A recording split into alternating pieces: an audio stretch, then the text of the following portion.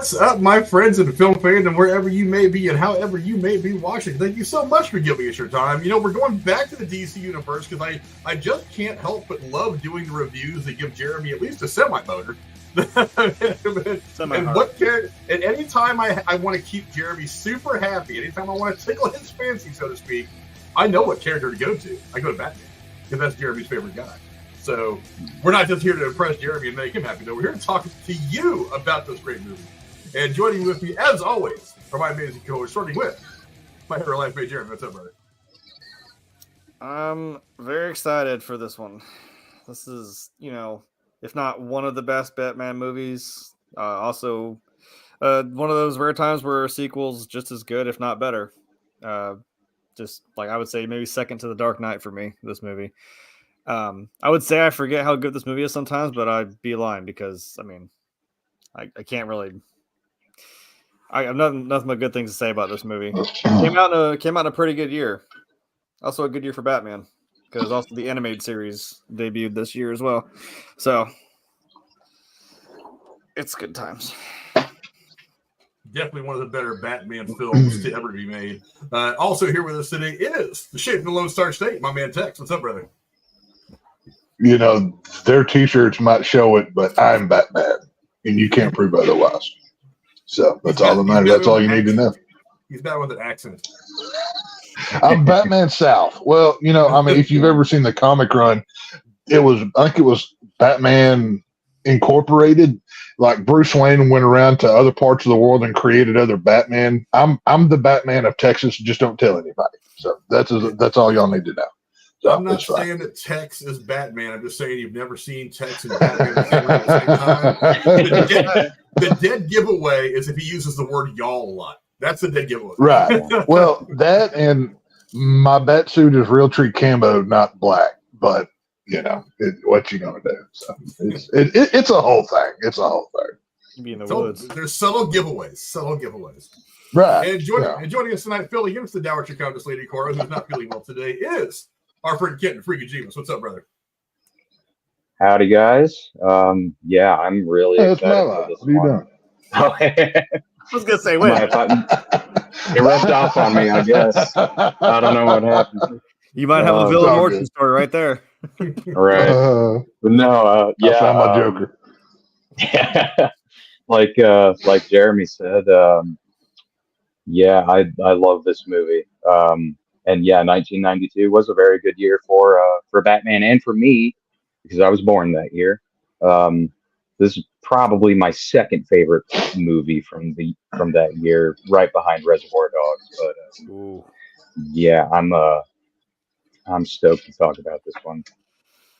Well, let's get right to it. I do want to say also, it's a great Christmas movie. I want to throw that out there right at the beginning. I agree, actually. One of my favorite. I'll agree with this one. And I knew somebody was going to fuck. This one is a Christmas movie. I do agree with you on that one, sir. I do agree with that. I can amend my leeway for it when I say, like, if Christmas is like part of the plot, yeah, like we discussed with Gremlins, I'm like, yeah, it was a Christmas gift for the kid, sure. It's not necessarily a plot, but I'm like, it's Christmas for this entire goddamn movie. So I'm like, whatever, take it. Die Hard's still not a Christmas movie, but I digress. Moving on. I agree. Also on that as well. It's the best Christmas movie to ever be released in July. Anyway. But we are, of course, here to talk about Batman Returns. That is the 1992 American superhero film directed by Tim Burton and written by Daniel Waters. It is based on the DC Comics character Batman. It is the sequel to Batman 1989 and the second installment in the franchise that ran from 1989 to 1997 in that Batman series, although I don't really consider the other two Batman films. I consider them Elseworlds, sort of. In the film, the superhero vigilante Batman comes into conflict with wealthy industrialist Max Schreck and a deformed crime boss named Oswald Cobblepot, also known as the Penguin. They seek power, influence, and respect regardless of the cost to Gotham City. Their plans are complicated by Selina Kyle, Shrek's formerly meek secretary who seeks vengeance against Shrek as the Catwoman. The cast includes Michael Keaton returning as the titular character, Danny DeVito, Michelle Pfeiffer, Christopher Walken, Michael Gow also returning, Pat Hingle also returning, and Michael Murphy. After the relative failure of Batman Returns, Burton was actually replaced as director of the third film, Batman Forever, with Joel Schumacher to take the series in a more family-friendly direction. Keaton chose not to reprise his role, disagreeing with Schumacher's vision. Batman Forever and its sequel, Batman and Robin, in 1997, were financial successes, but fared fairly well, less well critically. Batman Returns has been reassessed as one of the best Batman films in the decade since its release, and its incarnations of Catwoman and Penguin are considered iconic. The comic book Batman 89 from the year 2021 continued the narrative of the original Tim Burton films, and Keaton reprised his version of Batman in the DC Extended Universe film The Flash, which came out last year.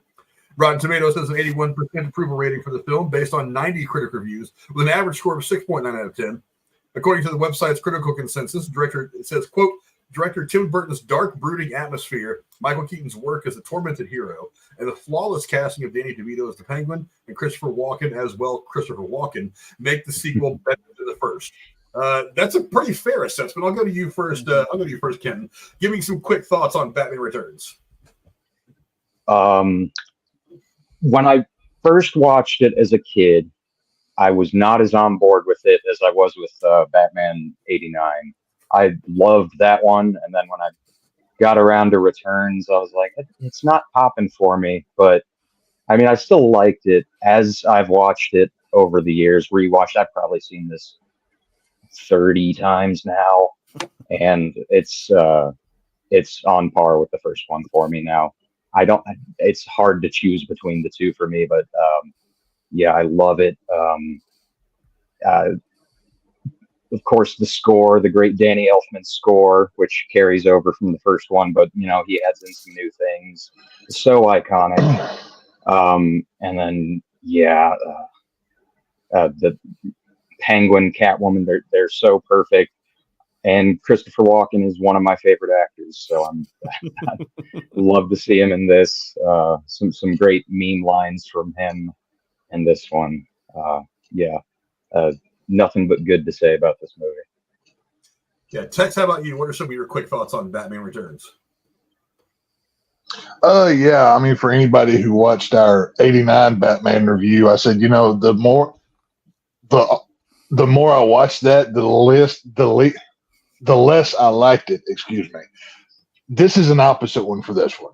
This is Michael Keaton's best outing as Batman at anything that he's done from 89 to The Flash.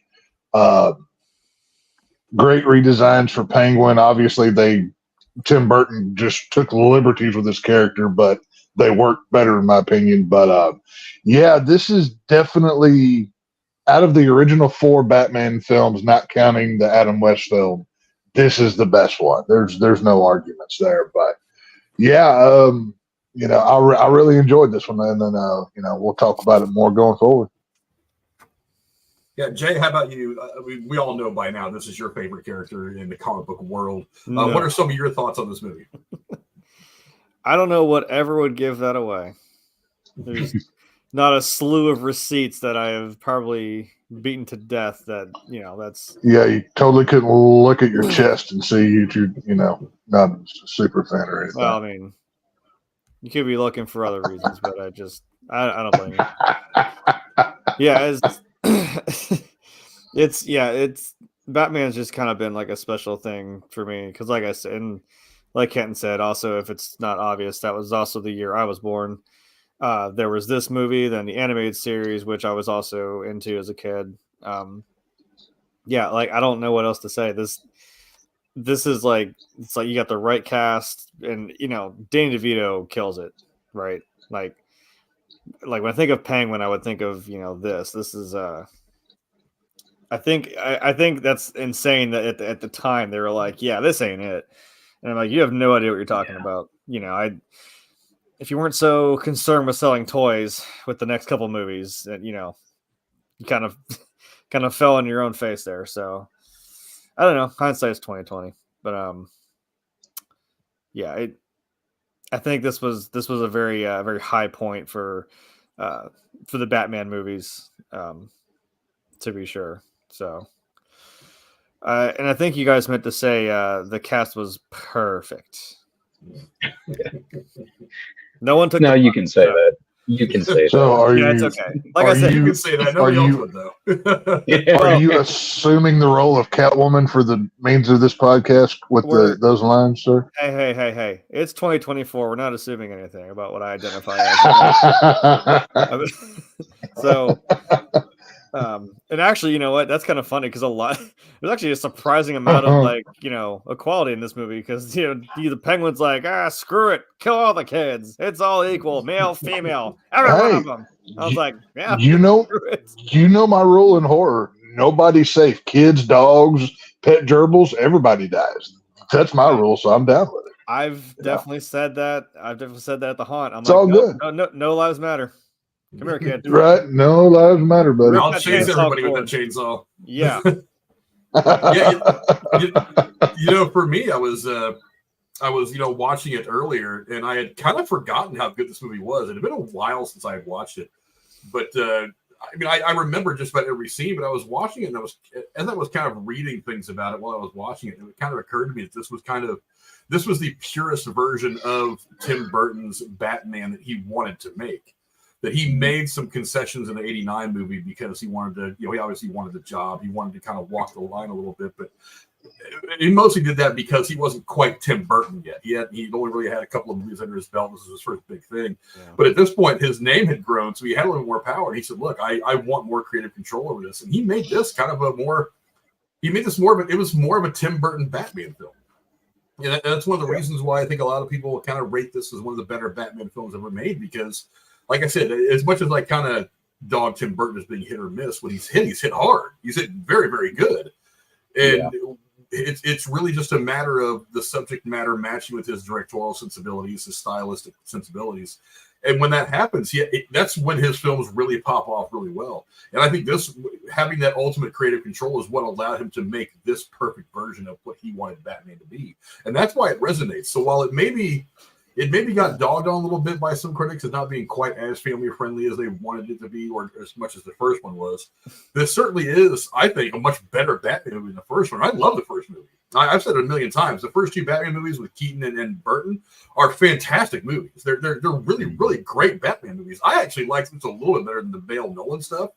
I mean, I think the Bale Nolan stuff was definitely more rooted in real life, a little more gritty and real, and I like that about them. But I mean, these have always been my two favorite Batman films, one after the other.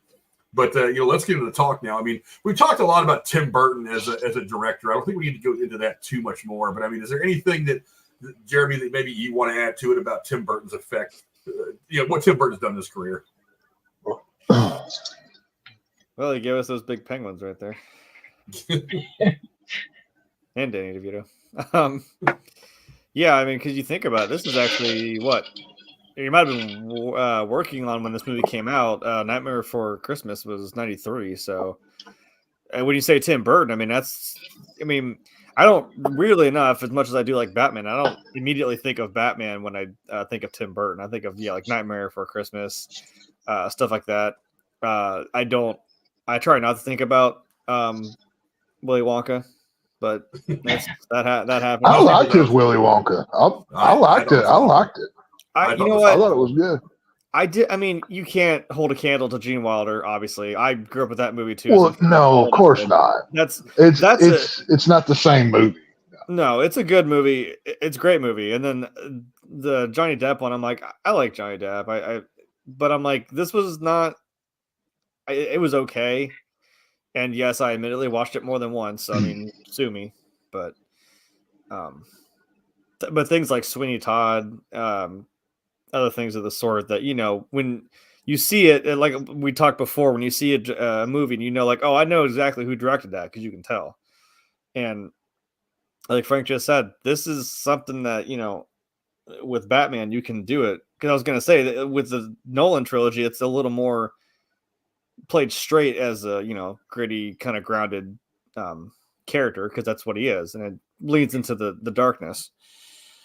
And I was like, this still with the 89 and the 92 Batman, I'm like, it leads into the darker, more gritty stuff, but I'm like, but there's still the silly camp. Like, you're 2 minutes in and this giant present comes out of nowhere in the middle of the damn street and a bunch of clowns pop out, and I'm just like, yep, that's another day in Gotham, I guess. Like, Jesus, you still you still got the camp, but you're still kind of like, oh god, what are these backflipping clowns gonna do? You know, I almost made that my line, that speech. That guy's like, I'm not one for speeches, so I'll just say thanks. It just takes off. that was almost my line, but yeah. No, this is like Frank said, this is one of the times when it hits, and it hits hard, even if no one at the time thought the same. But again, hindsight's 2020, and I think it's properly put back in its place. Yeah, like I said, this was the kind of the perfect pairing of the directorial sensibilities, the story, and the character growth that he wanted, that he couldn't quite get into the first movie. I mean, and I like I said, I'm watching it again today. I was just kind of thinking about it, and I'm like, holy shit, this is a much better movie than I remember. And it's been several years since I watched this last. Yeah. But I mean, I remember all the scenes. I was just watching a little bit differently. I mean, this is the first time I've watched it, I think, since we started doing this channel. And so in my overanalyzing and wanting to analyze things differently than just being a viewer, I was kind of picking things out of it, and I was like, holy shit, this is a much better movie than I remembered it being. That kind of thing. But yeah, I'm like I said, Tim Burton hit or miss, but when he hits, boy, he hits hard. He's had a couple of absolute bangers. And he's even had a couple of movies that missed with me at first, that kind of grew on me a bit. Like the first Alice in Wonderland, I didn't really like it much when it first came out. It's grown on me a bit. I still don't think it's like the best movie in the world. And I don't flock to it when I want to watch Tim Burton movies. But I mean, it's still, I've kind of gotten the darker tone of the story that has never really been touched upon. I mean, obviously, you think Alice in Wonderland for the most part. You think of Disney stuff, very kind of light and airy, and cartoon, and much more of a kid's product, but. He's like, no, there's some darkness in this that I want to examine and make a movie out of. And despite the fact that it's heavy makeup and Johnny Depp doing Johnny Depp things, it was actually that dark take on it actually makes it a little bit more interesting. But let's talk about the cast now. I mean, like I said, only 3 people returned from the cast from the original film, but the new people that came in were actually pretty dope. The only people that returned from the original film were Michael Keaton, Michael Go. Why do I always mispronounce his name? Michael Go and Pat Hingle. Go. But I mean, look, you added Danny DeVito, you added Michelle Pfeiffer, you added Michael Murphy, and more than that, you added the great Christopher Walken, who, like I said, at this point, he's already an absolute legend. He's Hall of Famer. I'll go to you first, Jeremy. What do you think of the cast? And other than maybe one of the 3 leads, and obviously Christopher Walken, who stood out to you the most as giving you a performance that helped kind of define this movie? Oh god, it'd be way too easy to say Christopher Walken, but I know we're all waiting on pins and needles for what I'm going to say, because I'm going to pick some ancillary fucking side character, because of course I am. Yeah, like I said, this is a very well put together cast with obviously Keaton and like we've always said, you can have all these Batmans, and I know I'd hate to think if we're gonna do all of these, I'm like, man, I gotta sit through this shit again. A little too much camp, but we can agree. I'm like, I don't think we've ever really had a bad Alfred. So he's always makes me just fucking laugh. He always makes me smile, because I'm like, he's just so done with his shit half the time, but he's like, yeah. Well, I still got a job to do. But you know what? I know I'm sure I've seen this guy before, but I'm gonna have to go with the guy who got his nose fucking bit by the penguin, because that was one scene that I remembered. I always remembered that scene, because that shit was. It's like, again, you've already kind of cemented that character, but that lets you know, like, he's up to that level now. And, like, yeah, at least my nose isn't gushing blood. Just blast maniacally, just bites him right on the fucking nose. I'm like, oh, Jesus Christ. So, he doesn't even see it coming too, which is the best part. No, like, he just told you what he's going to do to you, pal. Yeah. Well, it's because Rachel hasn't seen these. She watched the 89 one with me, and watched this one today. She's like, you punch him in the nose? I'm like, no, I'm just sitting there, I'm just like beaming. I'm like, even better. Wait for it. Like, what? And he just laughs, and God, I'm like, what? And yeah, again, that sears into your brain. That's a very memorable scene for me for this movie, because again, Danny DeVito's awesome as the Penguin, and I always still love seeing that like more overhead, like kind of behind the scenes shot of Michelle Pfeiffer doing the work with the whip in the department store, and it's like I think she did that like on her first try, and she did that shit herself, and just got every single one of those heads off the mannequins. And One take. just jump ropes off, and then comes back in the frame and just like bows, and everyone's like, "Oh my god!" I mean, I'd be amazed too. Holy shit! So these people put in the work, and it made it, and this is the result we got. So I'm picking the guy that got his nose bit because Jesus Christ. Yeah, Tex, how about you? Who from this cast stood out to you the most? Well, normally I like to do the, not just, like Jeremy just said, not pick an obvious answer, but Jesus, Joseph, how can I not pick Michelle Pfeiffer out of this movie? It literally, I mean, took what was done with the Catwoman role in the '66 show, and I was hoping you had that shot. That's my favorite shot of the movie. I'm not gonna lie. Yeah, I love it. Just look at her performance in this film. She goes from meek and mild to like the ultimate dominatrix type female of, can take on Batman by herself. I mean, when the security guards walk in, when she's in the department store there in the film, I don't know whether to arrest her or be in love, or, I forget what the exact line is. She mixes the obviously weaponizing her sex appeal, but she's equally as dangerous as Batman in this film. And, for all the talk of, guys don't want female heroes, this role right here proves that's not true. When you look at this era of women in film, really, this is one of the roles that you can point to of, yes, she's obviously a gorgeous woman, but she's not out here preachy, the patriarchy, blah, blah, blah. Yeah, she'll say a few snarky things, but it's done comedically. She doesn't beat you over the head with it. It's done almost to kind of take the piss out of it while she's taking what she wants. That's what, obviously, she's a pleasure to look at in that tight leather. My God, a 5-year-old me. This movie right here changed 5-year-old Tex when he saw Michelle Pfeiffer in that black leather. Eyes open, buddy. We're in a whole new world. But I like comics. Yeah, right. Well, dude, I can't tell you how my mother took me to see this in the theater and almost drug me out of there. It was. She was not happy with. It was bad, but of course, my dad took me back to see it. We both ogled the shit out of her, but it's all good. But no, Michelle Pfeiffer, she's great in this film. It's from character design. To be fair, Catwoman is one of those roles that's been changed so many times. It doesn't really have a definitive version, but if you were to say this is the definitive Catwoman, I think you could argue that might be this interpretation of it. Maybe Julie Newmar, but it's either her or Julie Newmar. That's why I was saying it's well. To be fair, this version of Catwoman is the Julie Newmar with the sex appeal cranked up to 11 and breaking the knob off. If we're being honest here, in this sphere of Batman, she's right for sure. Right. I don't know. Freaky Jeebus, how about you? Again, a loaded cast. I mean, who stood out to you the most? I mean, it's hard to choose between Pfeiffer and DeVito. They're both going killing the role equally in their own ways. I think Keaton is a little overlooked just because he doesn't have as much to do in this one compared to the first, or compared to everybody else in the movie. Walken is my pick. I love Christopher Walken. It's fair. Especially in this movie.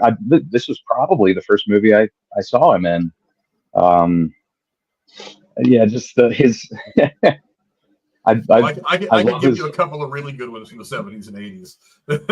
I mean, I've seen his past work now, but I love him in The Dead Zone. Oh God, but seriously underrated in that. This movie could have used some more cowbell, though. That's all I'm saying. If you're gonna have Walken, I'm gonna need some more cowbell.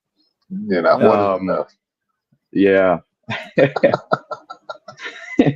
And then I did want to note, as many times as I've seen this movie, I never, even though his name is in the opening credits, Vincent Schiavelli, who is like the main henchman that the Penguin has. He's the tall guy with the beard and the monkey and all that. He's the one that he's the person that everybody recognizes. You never know his name, but as soon as you see him, like, holy shit, I've seen him in a million. He's also in he plays a henchman in this one. He also plays a henchman in a movie we're going to do, or may or may not, I don't know. The People versus Larry Flint. He's like one of the main henchmen for him as well. It's kind of funny, you know, how he popped up in this very, very famous character actor. One of those faces that you just know. So. I know him mostly from One Flew Over the Cuckoo's Nest, which also with Danny DeVito. And then there was an episode of Star Trek: The Next Generation. I remember him in Arsenal of Freedom. Was that episode, first season, I think. I was a Star Trek nerd. It's like, I don't know shit about I almost said Star Wars. I'm an idiot. That would have started a fight amongst the super. I was like, I would have come down here to Texas tonight. I can talk Star Wars, Star Trek. I'm gonna go take a nap. Y'all have fun. But you know, it's all good. Holy For me, the superhero movies, the one thing that tends to get overlooked, and Marvel's managed to nail this more often than not. I think that's been a big part of their success, is getting the villains right. Now, the performance by Jack Nicholson as Joker in the first movie was awesome. It was fantastic. It was perfect for the time that it was made. So you had to come up with some. I mean, they really had to double the villains here to even come close. I don't know if they planned on it like this or what, but Michelle Pfeiffer as Selena Kyle and the Catwoman, and Danny DeVito as Oswald Cobblepot, the Penguin. Boy, those could not have been cast any better. The villains here are both. The villains both carry something very different. The most interesting one to me is Selena Kyle, because she's battling that same duality that Bruce Wayne is as Batman. So it's not just that they're kind of sweet on each other. It's that they're both fighting the same inner struggle. And one's obviously kind of figured out how to work it. The other one is very much struggling with it. And so that's what kind of causes a lot of tension there in that, you know, in the parameters of that pairing. And then you get to the Penguin, Danny DeVito. He's really just mentally broken. I mean, they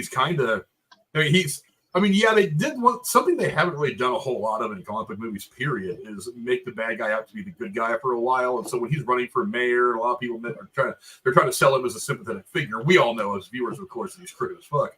But doing that heel turn towards the end of the second act, I was like, that's pretty cool to do. And Danny DeVito brings some viciousness. I mean, Jeremy laughs about that scene where he bites the guy's nose, and I get it. I mean, but yeah, but that scene, I mean, that's how vicious that guy is, and it's also kind of an interesting mark on society that exists in this version of Gotham City, that this happens and nobody seems to hold that against him. It's like there's 100 people in this room that watch him bite this guy's nose off. But nobody goes running out of the room. We're all just like, yeah, Max Shrek says I should just support this guy, so vote for fucking Cobblepot for mayor. And they see worse in the streets of Gotham every day, I'm sure. That's true. That's why it was kind of funny, like later on in the movie when he hacks into that broadcast and he plays all the shit that he was saying about the people in Gotham. I'm like, oh, you get mad at him now? He bit someone's face off. But when he calls the people in Gotham assholes, that's when you're like, oh, no, I'm done with the guy. I'm like, where's the... Those two things don't equate. I would rather somebody call me an asshole. I might still vote for that guy. But the guy who bit off someone's damn nose, I mean, that's the one that I'm like, I don't understand how that worked out, but, you know, whatever. Go back to when he's right after he puts the button on the girl's tit, he's like, oh, it's not about power. It's about touching people. It's about groping people. Like, did every politician after that just follow the Oswald Cobblepot model? Because I could make so many politician jokes just off of that one scene, comparing to both right and left, depending on how you want to look at things, because that was some prophetic stuff right there of things to come. Just from, you know, President Kid Sniffer. But, you know, it's just one of those things that, like, Danny DeVito, he's playing more the mutant kind of Penguin. He's not your classic, or, the British version. You know, we've had multiple versions of Penguin as well, but he's when you really boil him down, he's he takes a whole, the world did me wrong, and now everybody's going to pay for it. And he's very righteous about it. That's what makes his villain so fun to watch. But yeah, the other thing is, Jeremy's already touched on a little bit. You can't understate the importance of Michael Gough in this entire series. Yes. I mean, there is something that he brought to this franchise, and not even just these movies. I mean, to the role of Alfred, which is a very, very important role to Batman. Yeah. He is the North Star. He is the one. Right. He is the one guy who knows all the secrets. And if you could, and every Alfred has brought something different, and they've all been good. They've all been great foils for Bruce Wayne and Batman, and how to kind of keep him from falling too hard in one direction or the other, kind of keeping him down that path, living between these two lives. And Michael Gough, there's a I almost call it arrogance. That's not right. There's a confidence. There's an experience. There's a wisdom. I think wisdom is definitely a better word. There's a wisdom to this guy and to this character that makes these. I mean, even the two terrible Batman films with Clooney and Kilmer. It's like he is the one thing that gives those movies some semblance of the fact that they do kind of fit in this universe. Even though I look at them as some kind of elseworldly, they're Batman variants, we'll say. But he was a classy figure on camera throughout this franchise, and he was the one that one piece of connective tissue that made all this stuff work. Because if you'd just had Alfred as more of a side character, or maybe recast him for the last two films, I don't think the last two films have done any good at all. I mean, they're already not very well received by most fans anyway. They were box office successes, sure, but a lot of fans just choose to forget them. I think those movies would not have done as well as they did without having him there to kind of be that one presence that lets you know that, yes, this is a real Batman movie in the universe that we've already built, and this is the character that will hopefully keep bringing you back and reminding you that there's a reason why you're still here, why you've watched more than 3 minutes of these last two shitty movies. But again, the villains here are the best work. Speaking of Tim Burton, I'm looking through the cast now. I didn't expect that, but I was looking at the character, wondering why. I recognized him, but apparently the Penguin's father was Paul Rubens. Yes. Pee Wee Herman. Actually, Pee Wee Herman. Look at this picture right here. Do you know that's not just Paul Rubens? That's the girl from Pee Wee's Big Adventure, the waitress. Yeah, I was going to say. Simone. Yes. I was looking at them. I was like, wait a fucking minute. I know who these people are. And on top of that, just another little, Easter egg. The guy that played the Penguin's father on the TV show Gotham was also Paul Rubens. They brought him back to reprise the role. Obviously not the same version of Penguin's daddy, but in the multiverse of the DC world, he fathered Oswald Cobblepot twice apparently. So. Also, there's someone else in this. He was throwing it around, Paul Rubens. They're looking for his damn bike. Hey, he went to look for his bike. He found out there was no basement in the Alamo, and he turned evil. And then he fathered Penguin. So things got weird for Pee Wee in his elder years. So, what are you going to do? Also, right before that, another name that jumped out to me, and I know Tex, you'll know exactly. It'll jump out to you too.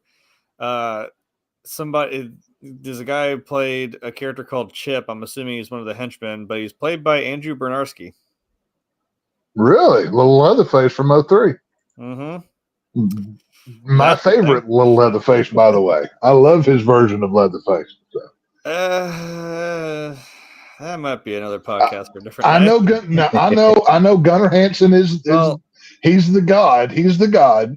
But when you look at Andrew Bernarski as Thomas Hewitt Leatherface, my God, that dude was just he brutal on every level. Maybe the best slasher of all time. I don't know. He's up there. But. I'm just saying the crap between him and Gunnar Hansen. I'm kind of like, I don't know if I can respect you because you acted like a when he died. So that got forgiven toward the end, though. That was more egos. How men like to bump heads now and then, but that was forgiven after it happened. So. But I'm just like, man, come on.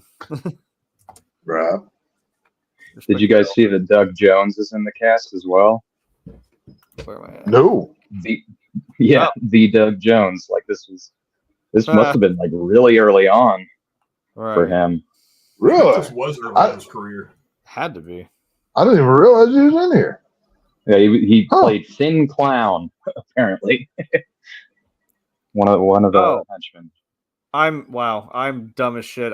Shows how much I paid attention and how much I really gave a crap about the character. Andrew Bernarski plays Max Shrek's son, Chip.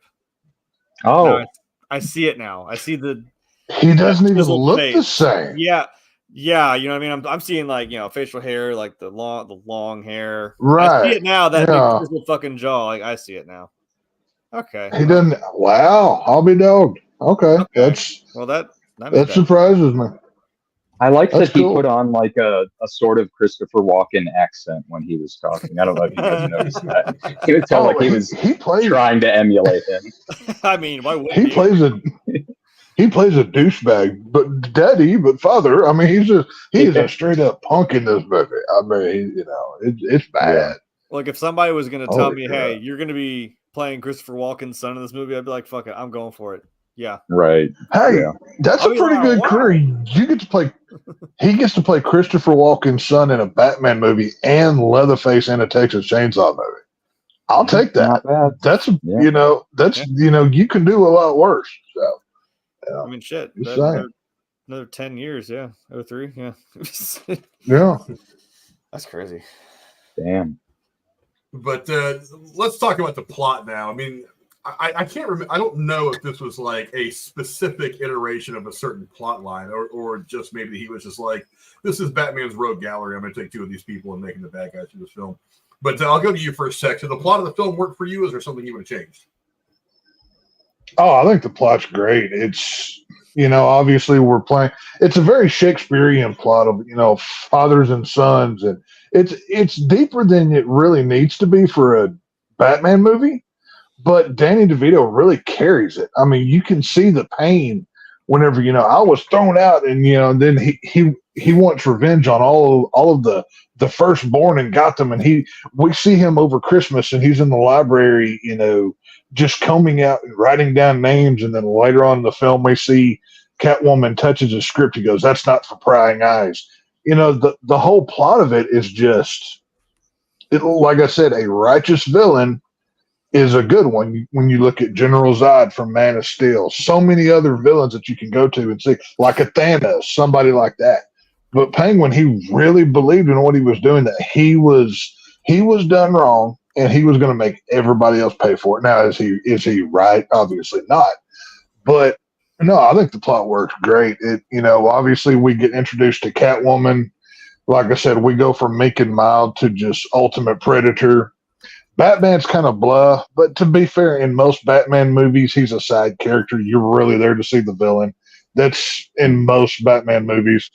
Up until I'd say maybe like Batman v Superman and, whatever, like going forward. They kind of changed perspective on those. But, the plot's great. It's truly a Christmas film. Christmas is integral to this. I mean, the whole bats coming out of the tree looks great. You've got that little Miss Christmas girl. I don't know what her name is, but she looks incredible in this film. Or the Ice Princess. Yeah. Just all of that stuff. It's, this is Tim Burton maybe at his best. I mean, we could have an argument of what's Tim Burton's best film. This one has to be, at least in contention. But the plot works. I mean, I can't think of anything I would change. Well, actually, there is one thing I would change. Every time we see Batman, like, look over in the corner of that screen over there, the black eye makeup, except when we get to the end of the film and he rips the cowl off. Where's the black eye makeup, Batman? Like that one scene always takes me out of it. I'm like, oh yeah, no. You did not just wipe your eye makeup off. But and then we all complain when Pattinson did it correctly. When you take the mask off, the damn makeup's still there. But no, fuck that guy. That's the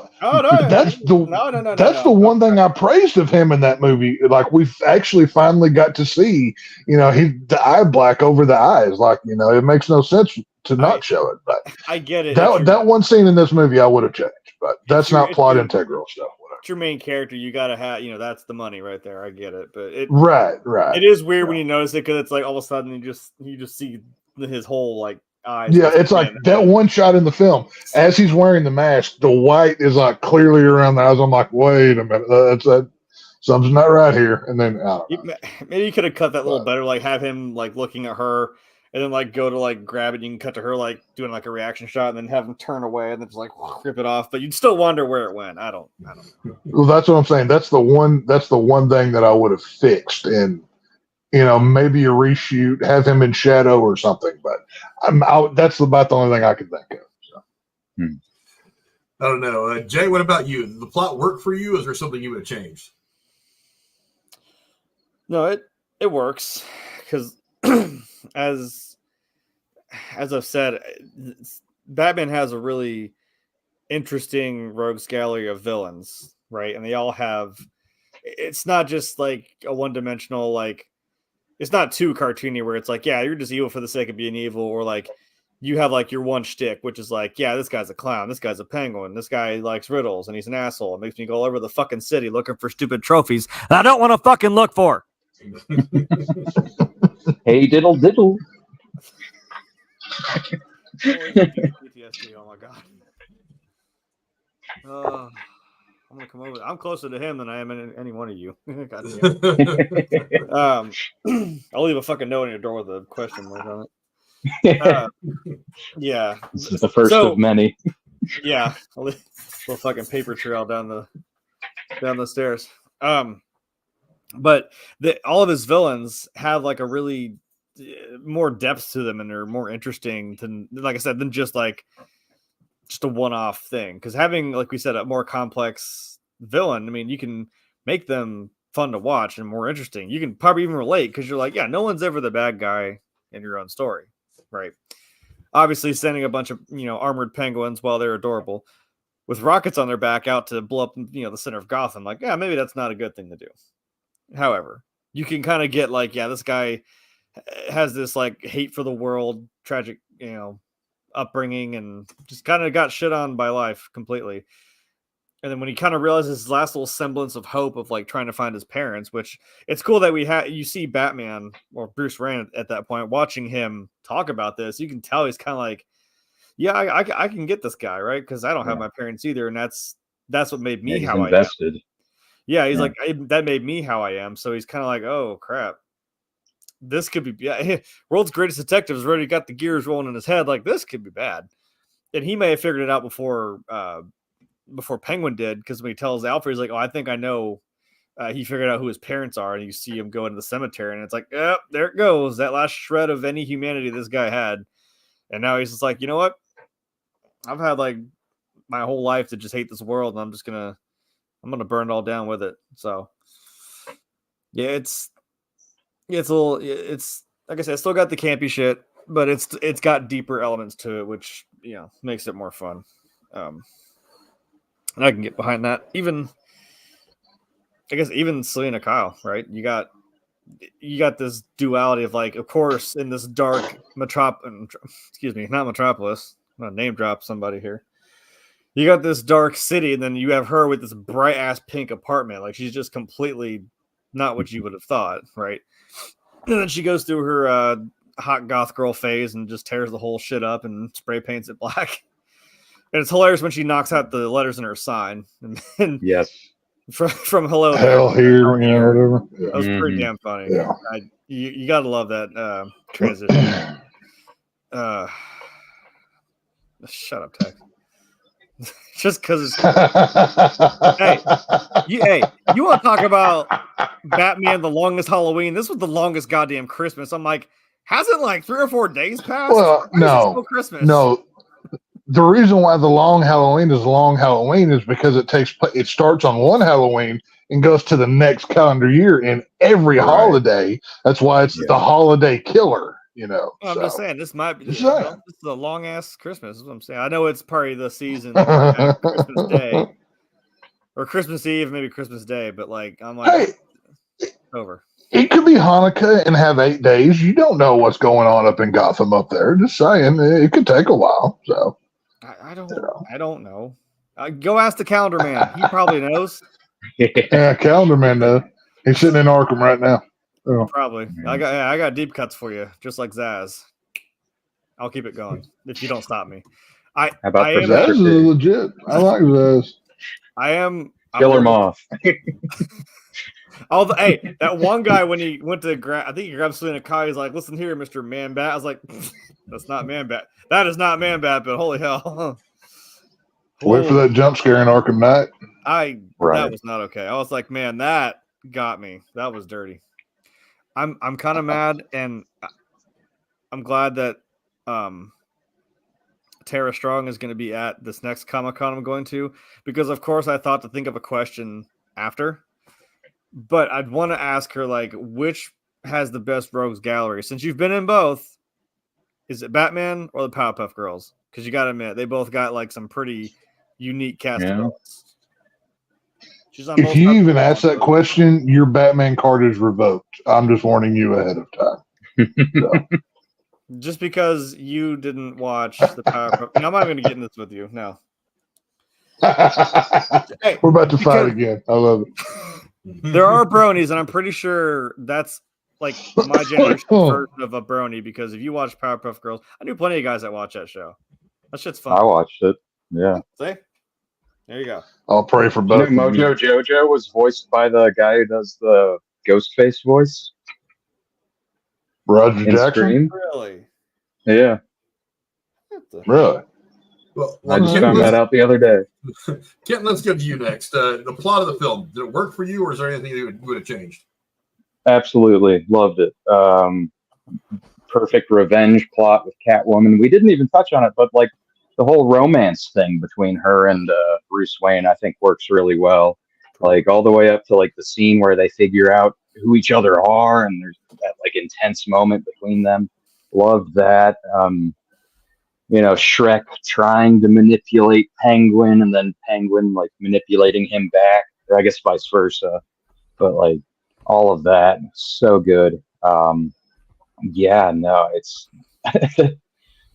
I just love that scene so much when Penguin first brings him down and is like showing all the stuff he flushed down his toilet, and brings out the toxic waste and all that.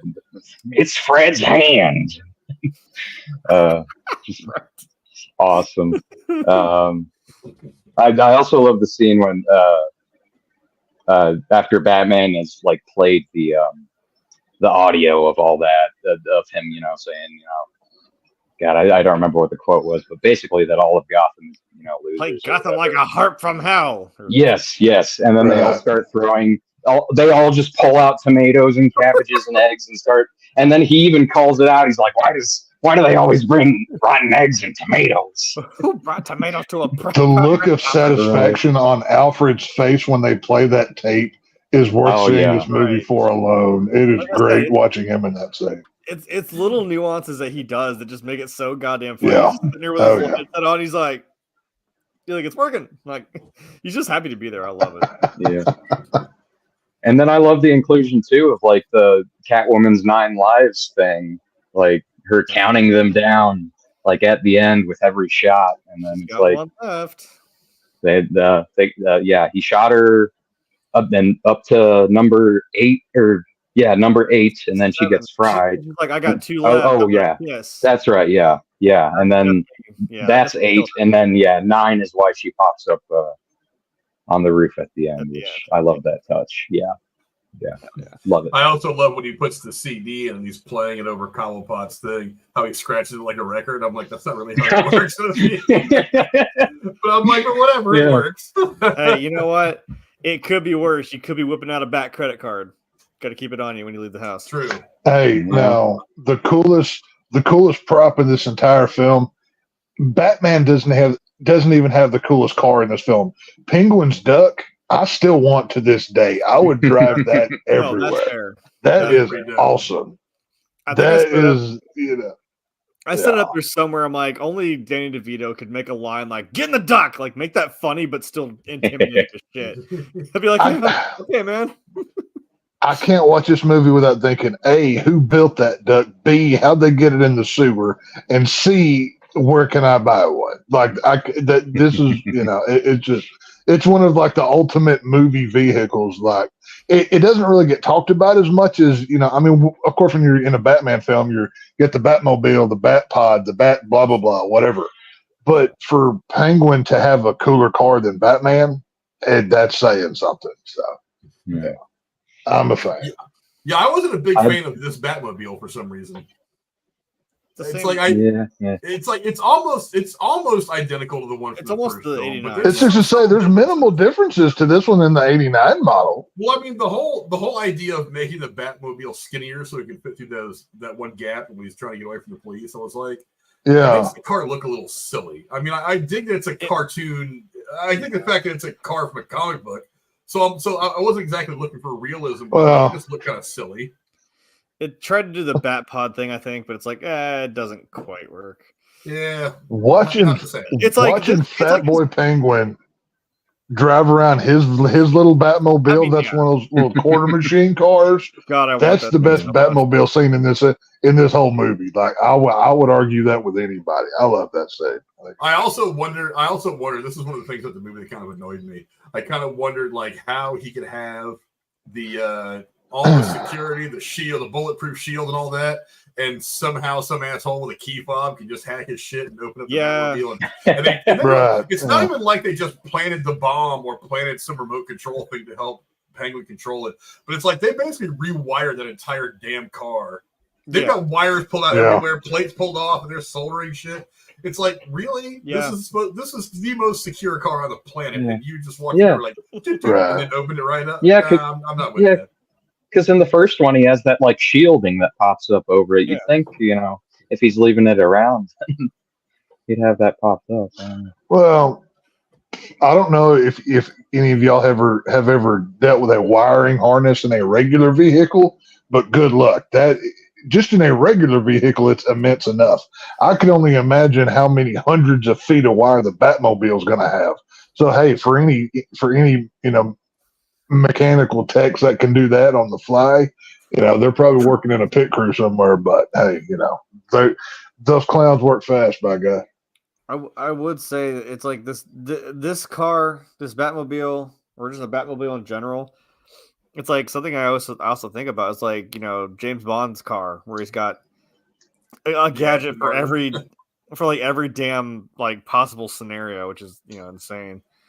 I feel like this one had a little bit more. Like great shot. First one, that was a good shot. Where it's got like it's a little goofy, but like when it just picks itself up and just 180s and goes back, I'm like, well, that car doesn't bank worth a damn. So yeah, obviously. Because really, the only thing I remember from the first one was like, it had the rocket in the back, and it had like 250 cals mounted on it because Batman doesn't kill people, obviously. No, of course, drops a little bomb out of it at the chemical factory. Yeah. He didn't have to kill you. He just didn't have to save you, even though he can drop you down a shaft with a bomb strapped to your chest. That totally doesn't count as murder or anything. This is the movie. This is that one. I've seen that clip so many fucking times. I'm like, I know he doesn't kill people, but I mean, he put Big Boy down in the sewer and gave him the bomb. So, I was going to say, I think what could Adam West convict him, you can't get rid of a bomb some days. Well, you might be able to talk your way out of it, except for when he smiles, then gives the guy the bomb and then pushes him down the hole. I think that smile is enough to convict. That is that meme face where he's like that. That's what I'm saying. Other than that, he could probably argue, no, I didn't mean to do that, but that smile institutes, I know what I'm doing. Tee hee hee ha ha ha.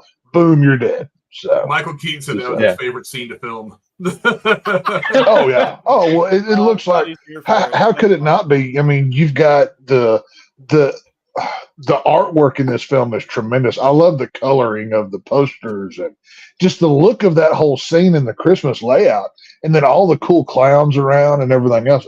That had to be fun to shoot. Somehow, like the snowy aesthetic of Gotham, just for some reason, it just kind of works. You know what I mean? Like, I don't know. It's weird that it, That's why I've always thought Arkham Origins was underrated, because it's got that that vibe going on. Is that also on Christmas? I like Gotham in clouds and rain, not snow. That's my go-to Arkham, but I think or not Arkham, but Gotham. Gotham, I mean. I think I remember that. That is the one that had. I didn't hate Origins. I was just kind of like, it felt like the Fallout New Vegas of it, where I'm like, you're not really here, but you're in the club, I guess. You know, you're on this council, we don't grant you the rank of master. You know what I mean? Shit like that is what it reminds me of. I'm like, it's there. Also, I played it. Yeah, I also noticed that, with the exception of the Adam West TV show from the '60s, which is mostly based in the summer because they were filming in LA. It seems like we've always, up until maybe the Christopher Nolan Batmans, the Gotham was always pictured as being in the fall or winter. You always had those cold seasons. Didn't Dark Knight Rises had, like, when him and Bane were fighting, it was snowing?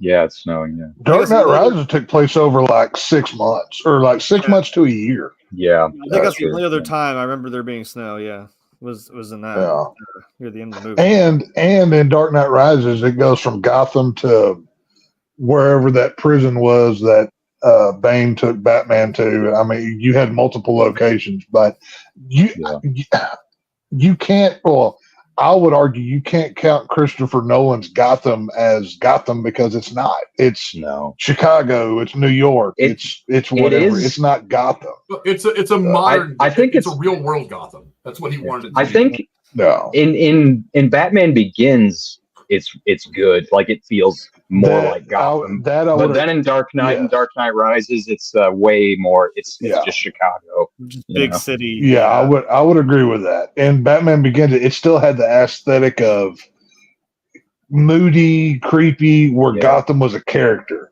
And it had the Narrows and all that. Right. And well, that weird, that amber kind of haze to it. Now I think about it. It's got those. Well, just look at the whole. There's 2 scenes in Batman Begins. The chase scene where you really get to see Gotham, and then when they go to Arkham.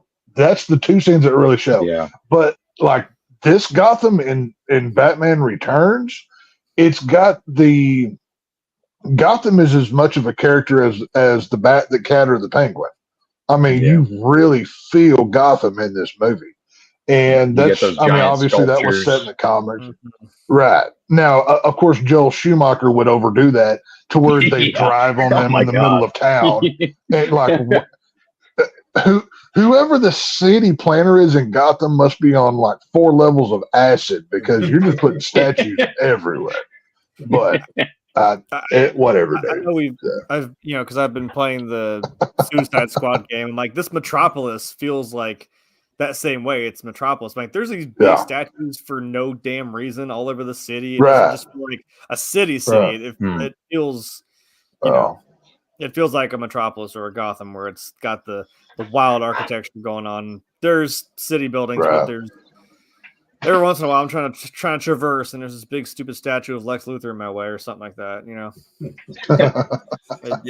I love the plot of the movie. I thought it worked out very well. Again, you had to fit in 2 villains, give them enough screen time, give them enough development, and they managed to kind of do that. Every scene kind of interchanged into something else. The first act of this movie is really important. You can't, because you already know the world because you've already got a whole other movie from the '89 film that has established the world, but you still have to find a way to establish these 2 villains as their own characters. And they did that very, very well, very quickly, very early, and at just the right pace. So by the time we get halfway through the movie, it's like we're already like taking those first big steps towards the climax, and you still managed to build like the relationship between Batman and Selina, and between Bruce and Selina, as well as the relationship between Batman and Catwoman. The uneasy alliance between the 2 villains, between Catwoman and Penguin, established Penguin's backstory, that kind of thing. They did that very, very well at a great pace, because this movie really could have gotten bogged down in all that shit early on, but it didn't.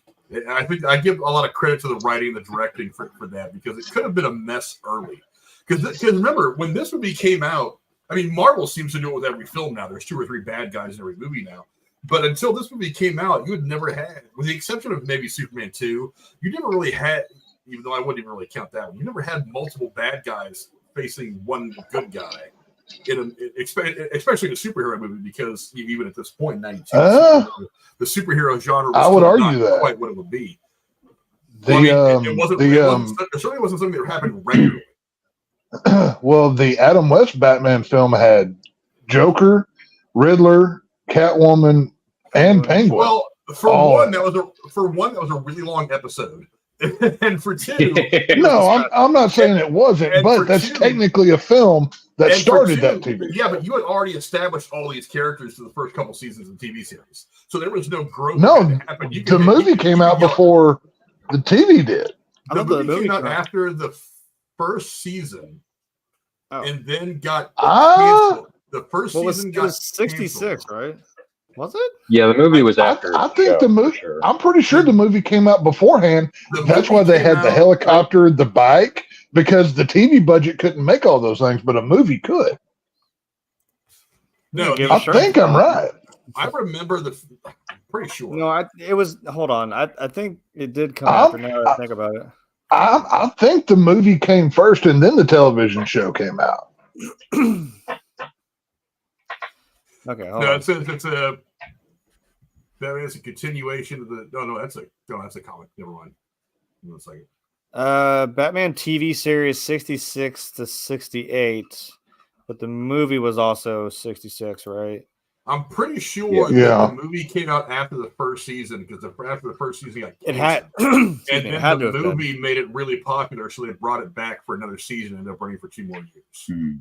As I recall. And then it was like canceled at the end of the 3rd season. Yeah, it was a film based on a television show. Batman was released in '66. The film was originally intended to be produced before the series as a way to introduce the series to the public. However, the series premiere was moved up, and the film was forced to wait till the summer hiatus after the first season. The film was produced quickly to get into theaters prior to the start of season 2 of the television series. But like I said, so when you get to the point, so it's supposed to be Yeah, they've already been; those characters have already been established, so you can kind of just jump right into that and not really. You don't have to do any character development. And on top of that, it was 1966. They weren't doing a whole lot of character development then anyway. Yeah, it was It was a live action cartoon, really. Yeah, that's kind of what it was. Go out there and do the thing. You know, who cares? But yeah, I love the plot. I thought it was great. But let me ask you this, and I'll start with you first. Kenton. What do you think another Tim Burton, Michael Keaton Batman film would have looked like? Because I know that Burton wanted to come back, hoping to still maintain creative control, but they didn't like the fact that this movie had a little bit more of a sexual edge to it. The visuals were not quite. This one wasn't as family friendly as the first one, and DC and Warner wanted something more that could sell more toys. They wanted to do more merchandising. Yeah. I didn't think they could do a darker version of Batman. What do you think that movie could have looked like? Well, we kind of know. There's a lot of details about what his would have been. I don't know if you guys knew this, that the Max Schreck character originally, he wanted to bring back Billy D. Williams, and Harvey Dent would be filling that role. And then at the end of the movie, when Catwoman, fries them both, that's what makes him Two-Face. That sets up the 3rd movie.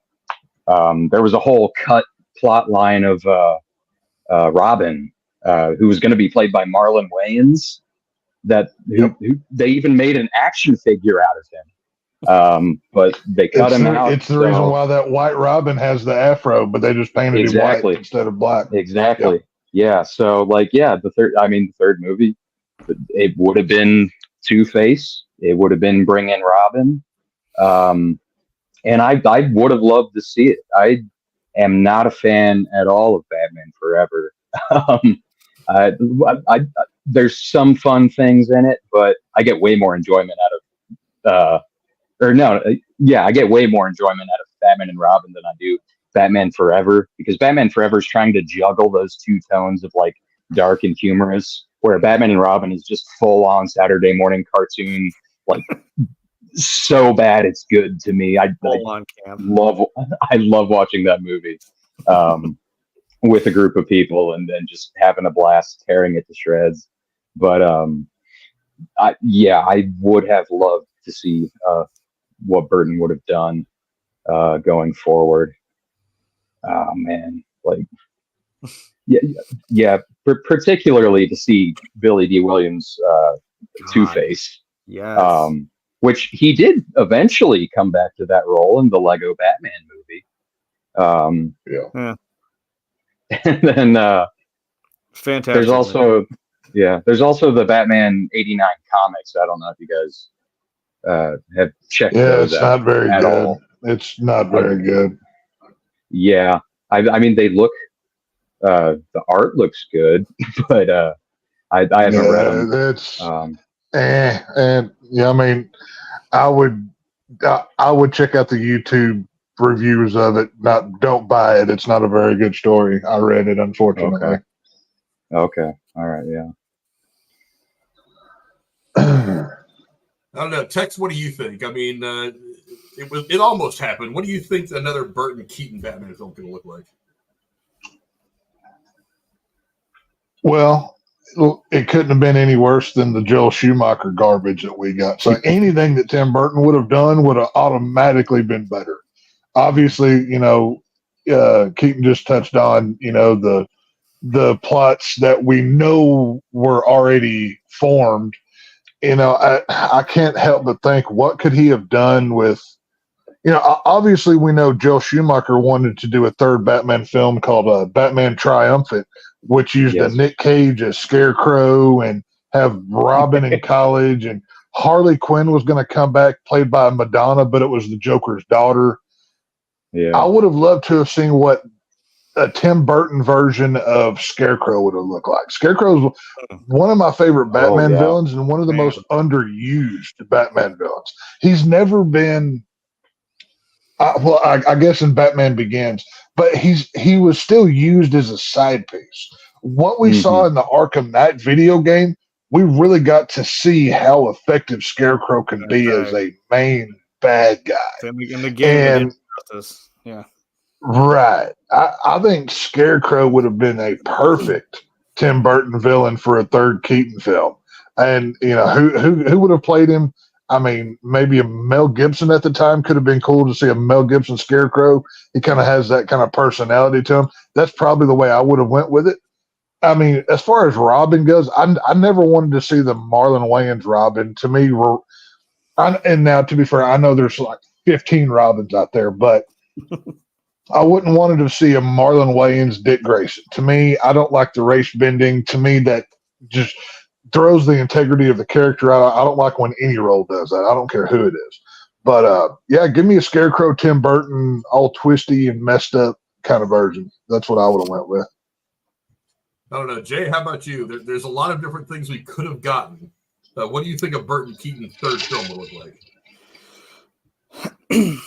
I always said the biggest sin, the biggest letdown that right from the beginning, and because if you know who these comic book characters are, you see Billy D. Williams as Harvey Dent, and you're like, oh shit, is he gonna be Two-Face?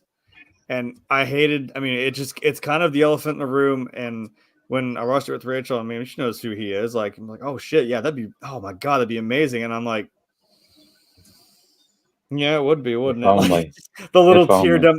I'm like, man, I know. Would that not have been fucking wild? Like, I would have loved to have seen that. If there was, like you said, if there was some way to have, that could have been your overarching, because you would think the the district attorney of Gotham would be a pretty important figure as well, along with, Commissioner Gordon and even the mayor of Gotham. Your third guy should have definitely been Harvey Dent. And you could have had that arc of him eventually being in the third movie, essentially a third act of this series that Keaton and Tim Burton did. That would have been a cool send-off to have him as a villain in a third film. And I always poke at the joke that, like, Penguin says, like, stop global warming, start global cooling. And I was like, hey, there might be a guy you can talk to. So maybe if you want to throw Mr. Freeze in there, like, and still now, because another deep cut is I'm like, him and maybe he's a long lost, shall we say, twin brother to Penguin. Oh, that would have been great. I'm like, God damn it. She looked at me weird. I was like, it's a movie. Just they're twins. What? Well, I know in one of the early drafts of the script for this movie, they were supposed to find out that Max Schreck was a unknown older brother to the Penguin. Oh, that'd have been interesting. I'm just kind of like, Yeah. I don't know. I That think seems it worked out forced. just fine the way it was. Yeah. That's an unnecessary plot line that would have meant nothing. It's kind of like how in Halloween 2, there's one line of dialogue that makes Laurie and Michael brother and sister. You could take that one line out, and it means absolutely nothing. So that's wasted. Don't need it.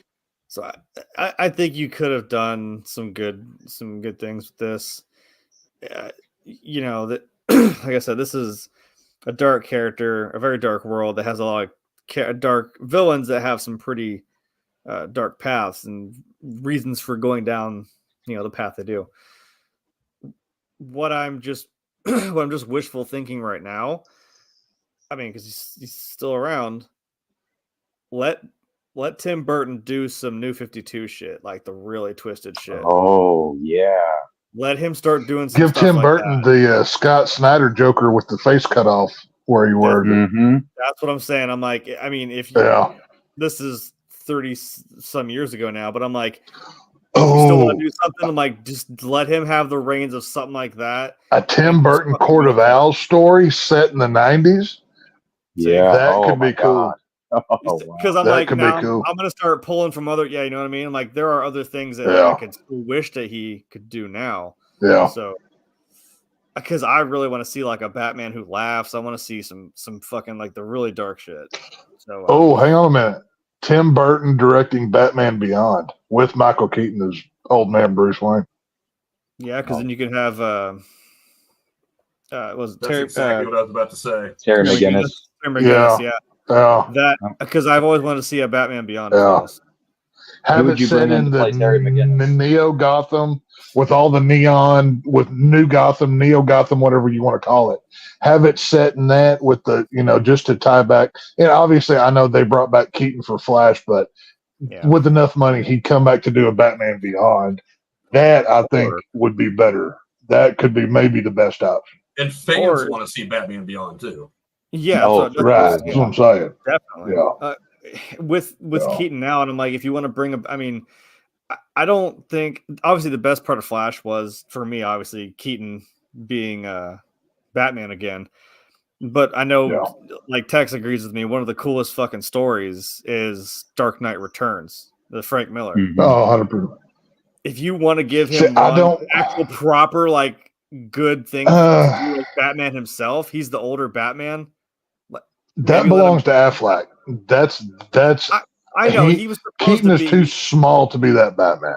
Well, yeah, I know it's that is a cool logo, the really big, like wide chested. That's bat symbol. That's my favorite.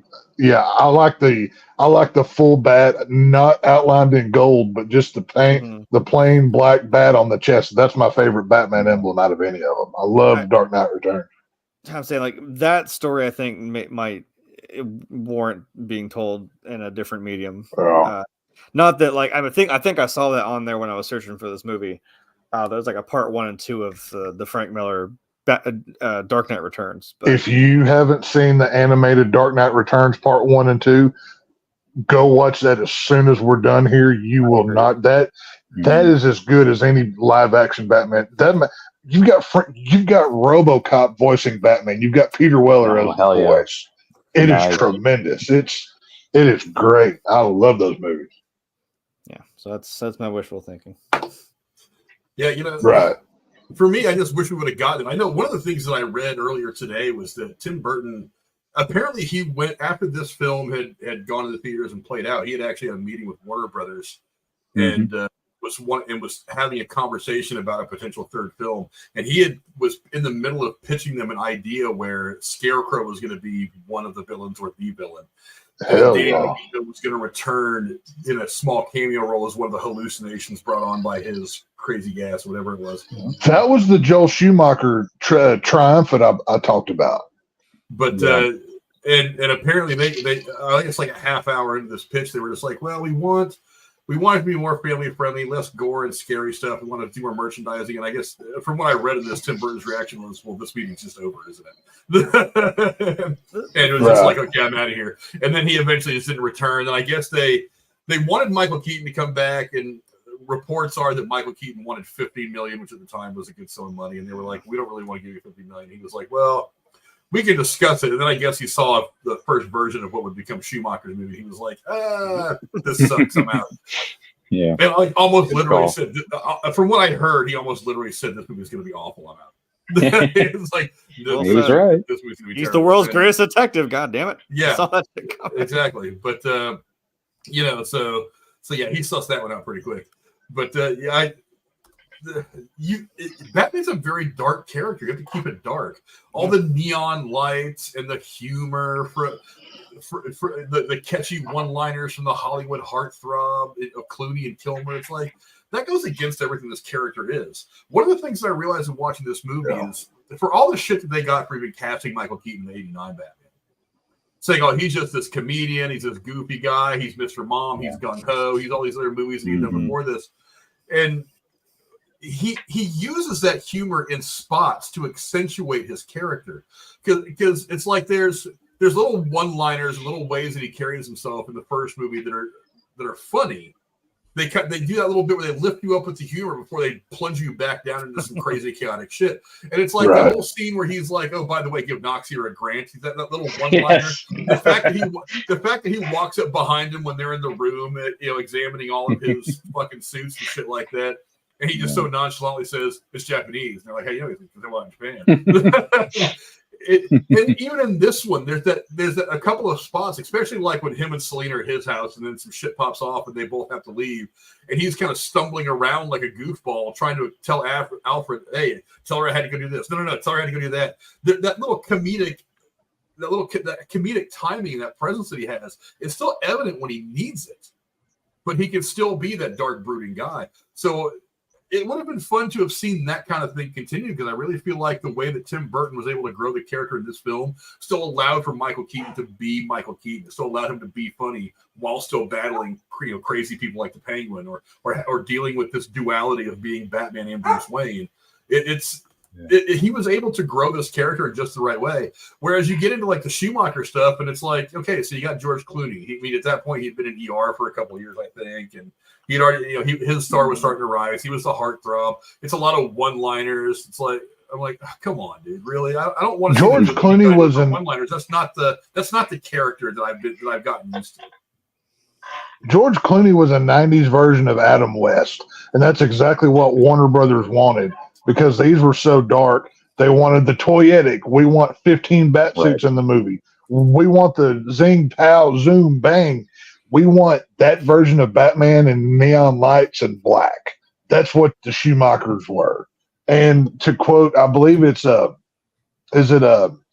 and Silent Bob Strike Back, Batman and Robin was a 90-minute gay joke.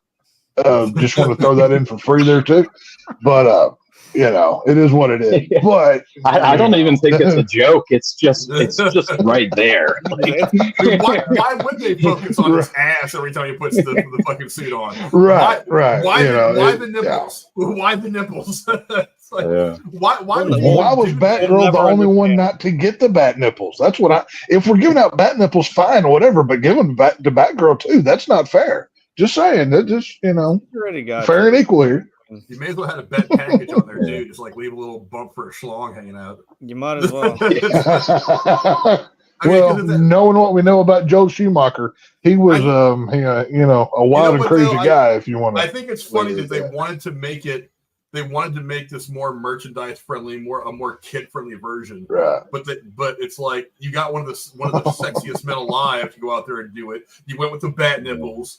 Every time he puts the suit on, you got to show him. You got to show his package while he's latching up the belt, and then he's got to turn around and pull the pants up over his ass. I'm like, you're making this a kids movie, but it's like half Magic Mike. Yeah. I mean, what are you even trying to do? Yeah. It's like I get that 8-year-olds watched that movie and they were dazzled by all the flashing colors and one-liners, but then it's like you're putting George Clooney's ass in their face. It's like, what are you even trying to do with this? But you sold a lot of toys. Congratulations, you sold a lot of Batmobiles. You brought up that Michael Keaton being funnier, like wishing he was a little bit funnier in this one. I also, I didn't mention it earlier, I think it would have been nice to see Knox again. Like, just give him like a small role as like one of the reporters. He doesn't even need to have that many lines. Just like throw him in there, make that a little bit more of a link between the first two. Because I like Robert Wool in that first movie. I would have liked to They see brought a him little back bit in. more of him. They brought him back when CW did the Crisis on Yeah. Infinite Earths a few years ago. Oh, really? They're- Okay. To tie back to the 89 or to the Keaton verse or 89 verse, whatever they called it.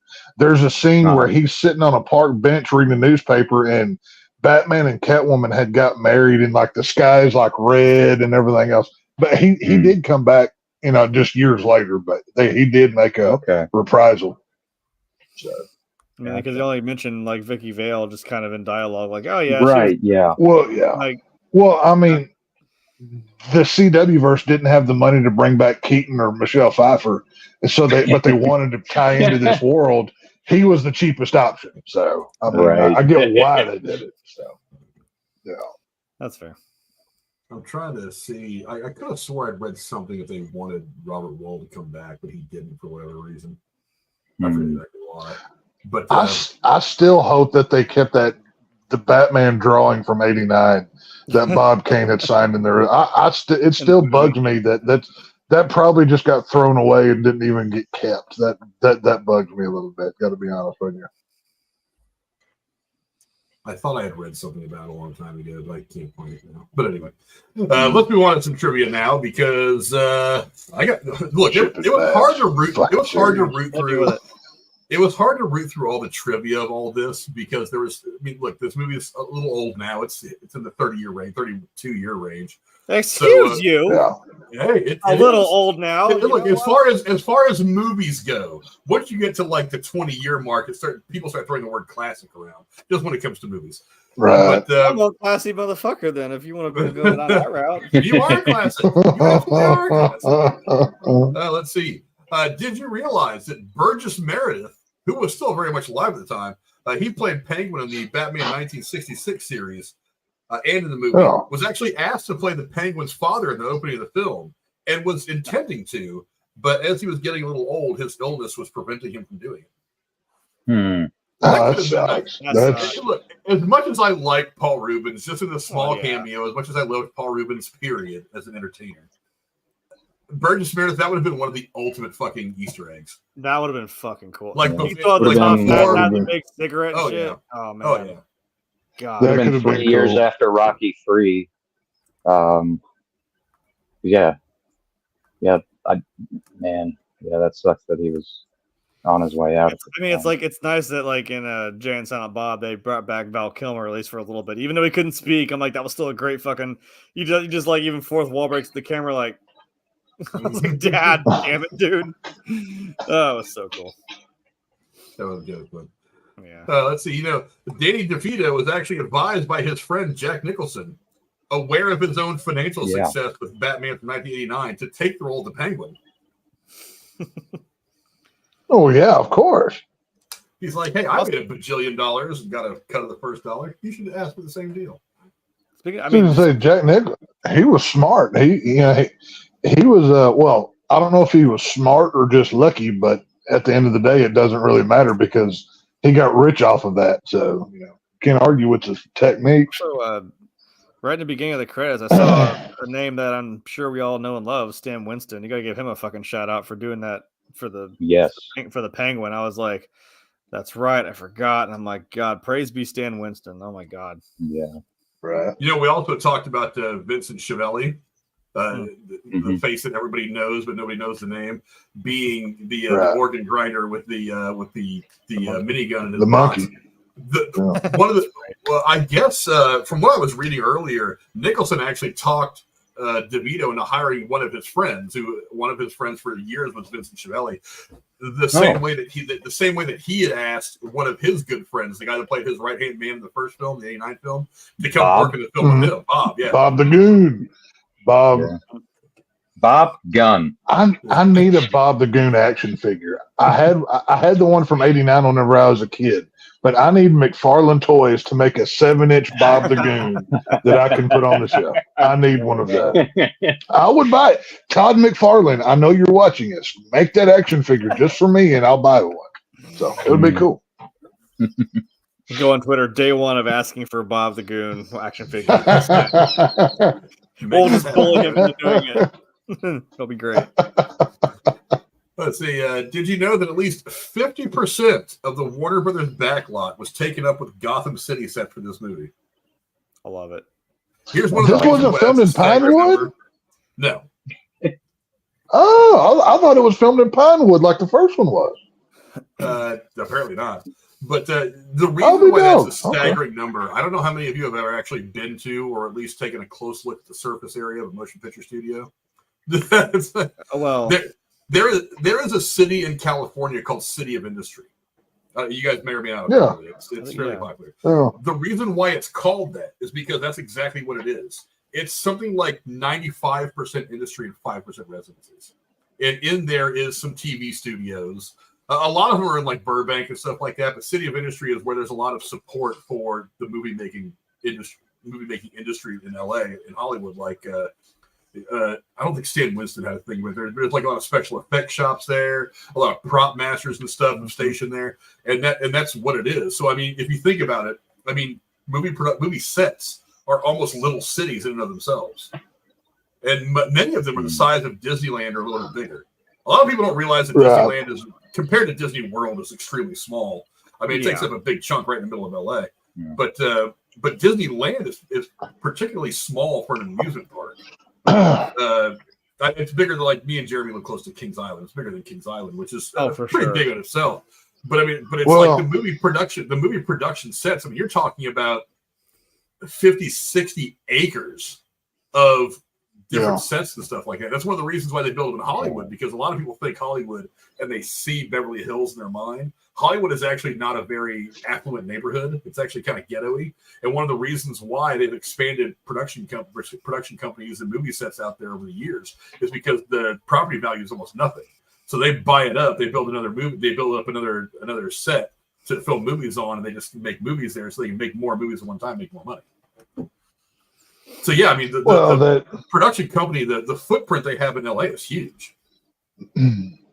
It used to be that way, but look at how many filmmakers don't even film in Hollywood anymore. I mean, Robert Rodriguez was kind of the first ones to start that trend.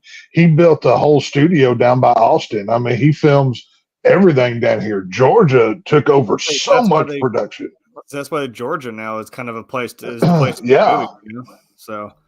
I mean, it's been a few different places in Canada. Like one province will give tax rates or tax cuts, and then the laws will change, and then they'll move to this spot in Canada. There's been 4 or 5 spots since the 80s that were big movie studio or TV studio areas. But I mean, Hollywood, I've never been there. I want to go once just to see the sights, but I don't want to stay very long because I'll probably end up in prison out there. But it's just one of those things. But I mean, the dynamics have changed where film studios, are located now. It seems like nowadays, I feel like a lot more TV shows are filming like in Southern California, and movies have kind of spread out a lot more. Yeah, but even then, even TV shows are filming in Canada and shit now. So. But let's see. During let me find a good picture of Michelle Pfeiffer. There's not a bad one. When asked during a 2007 talk show appearance if she ever felt nostalgic and put on the cat suit to amuse her husband, David E. Kelly, Michelle Pfeiffer stated that once filming was over, she never wanted to see that costume again for as long as she lived. That costume. I love the small little intricate details of like how the suit was supposed to look torn apart scene to scene. Because obviously she makes it in her apartment or whatever. Yeah. So in like in the scene where they're in Penguin's apartment or whatever, you can see like the shoulder seams are coming apart. Or in this scene, the side is ripped open or whatever. It was meant to be like, obviously this was a thrown together from a coat, if you can believe that or whatever. But yeah, no, that look of Catwoman was so iconic when they redid the Batman the Animated Adventures to the new Batman Adventures. They copied this design, but it was more kid friendly. It wasn't stitched together. It was just solid black. So, the look, Jesus, she filled out that suit, boy. That's all I could say. I read somewhere that she had to be vacuum sealed into the suit. I was wondering because I'm like, I wish I was the guy with the hose. That's all I'm saying.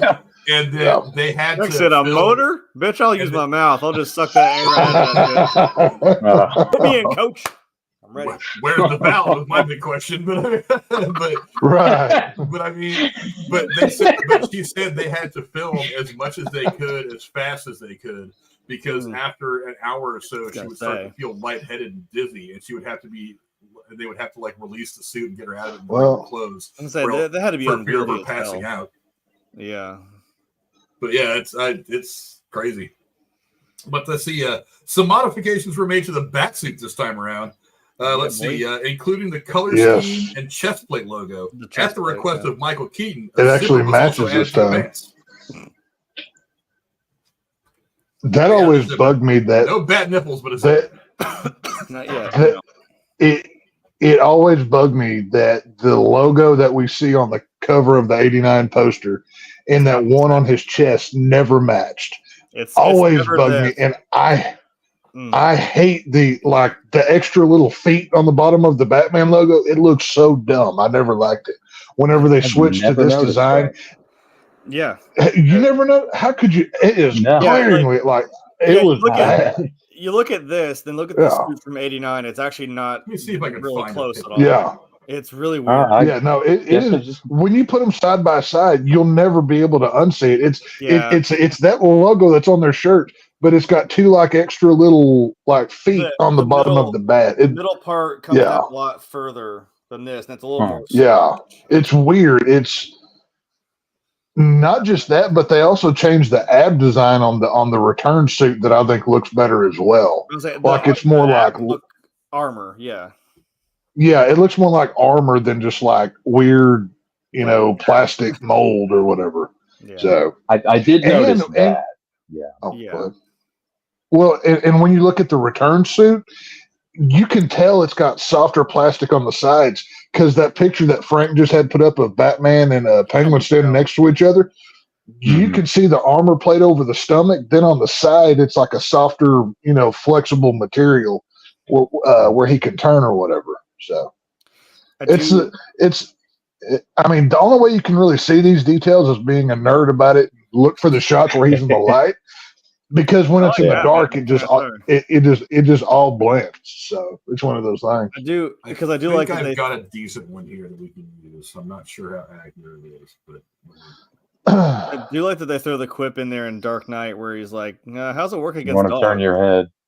Well, yeah, they're turning the head too. He's like, against a dog. You're talking like a Chihuahua or Rottweiler. He's like, against cats. I'm like, should be fine against cats. Yeah. God damn it. Yeah. Oh yeah. Yeah. See, look at it. Yeah.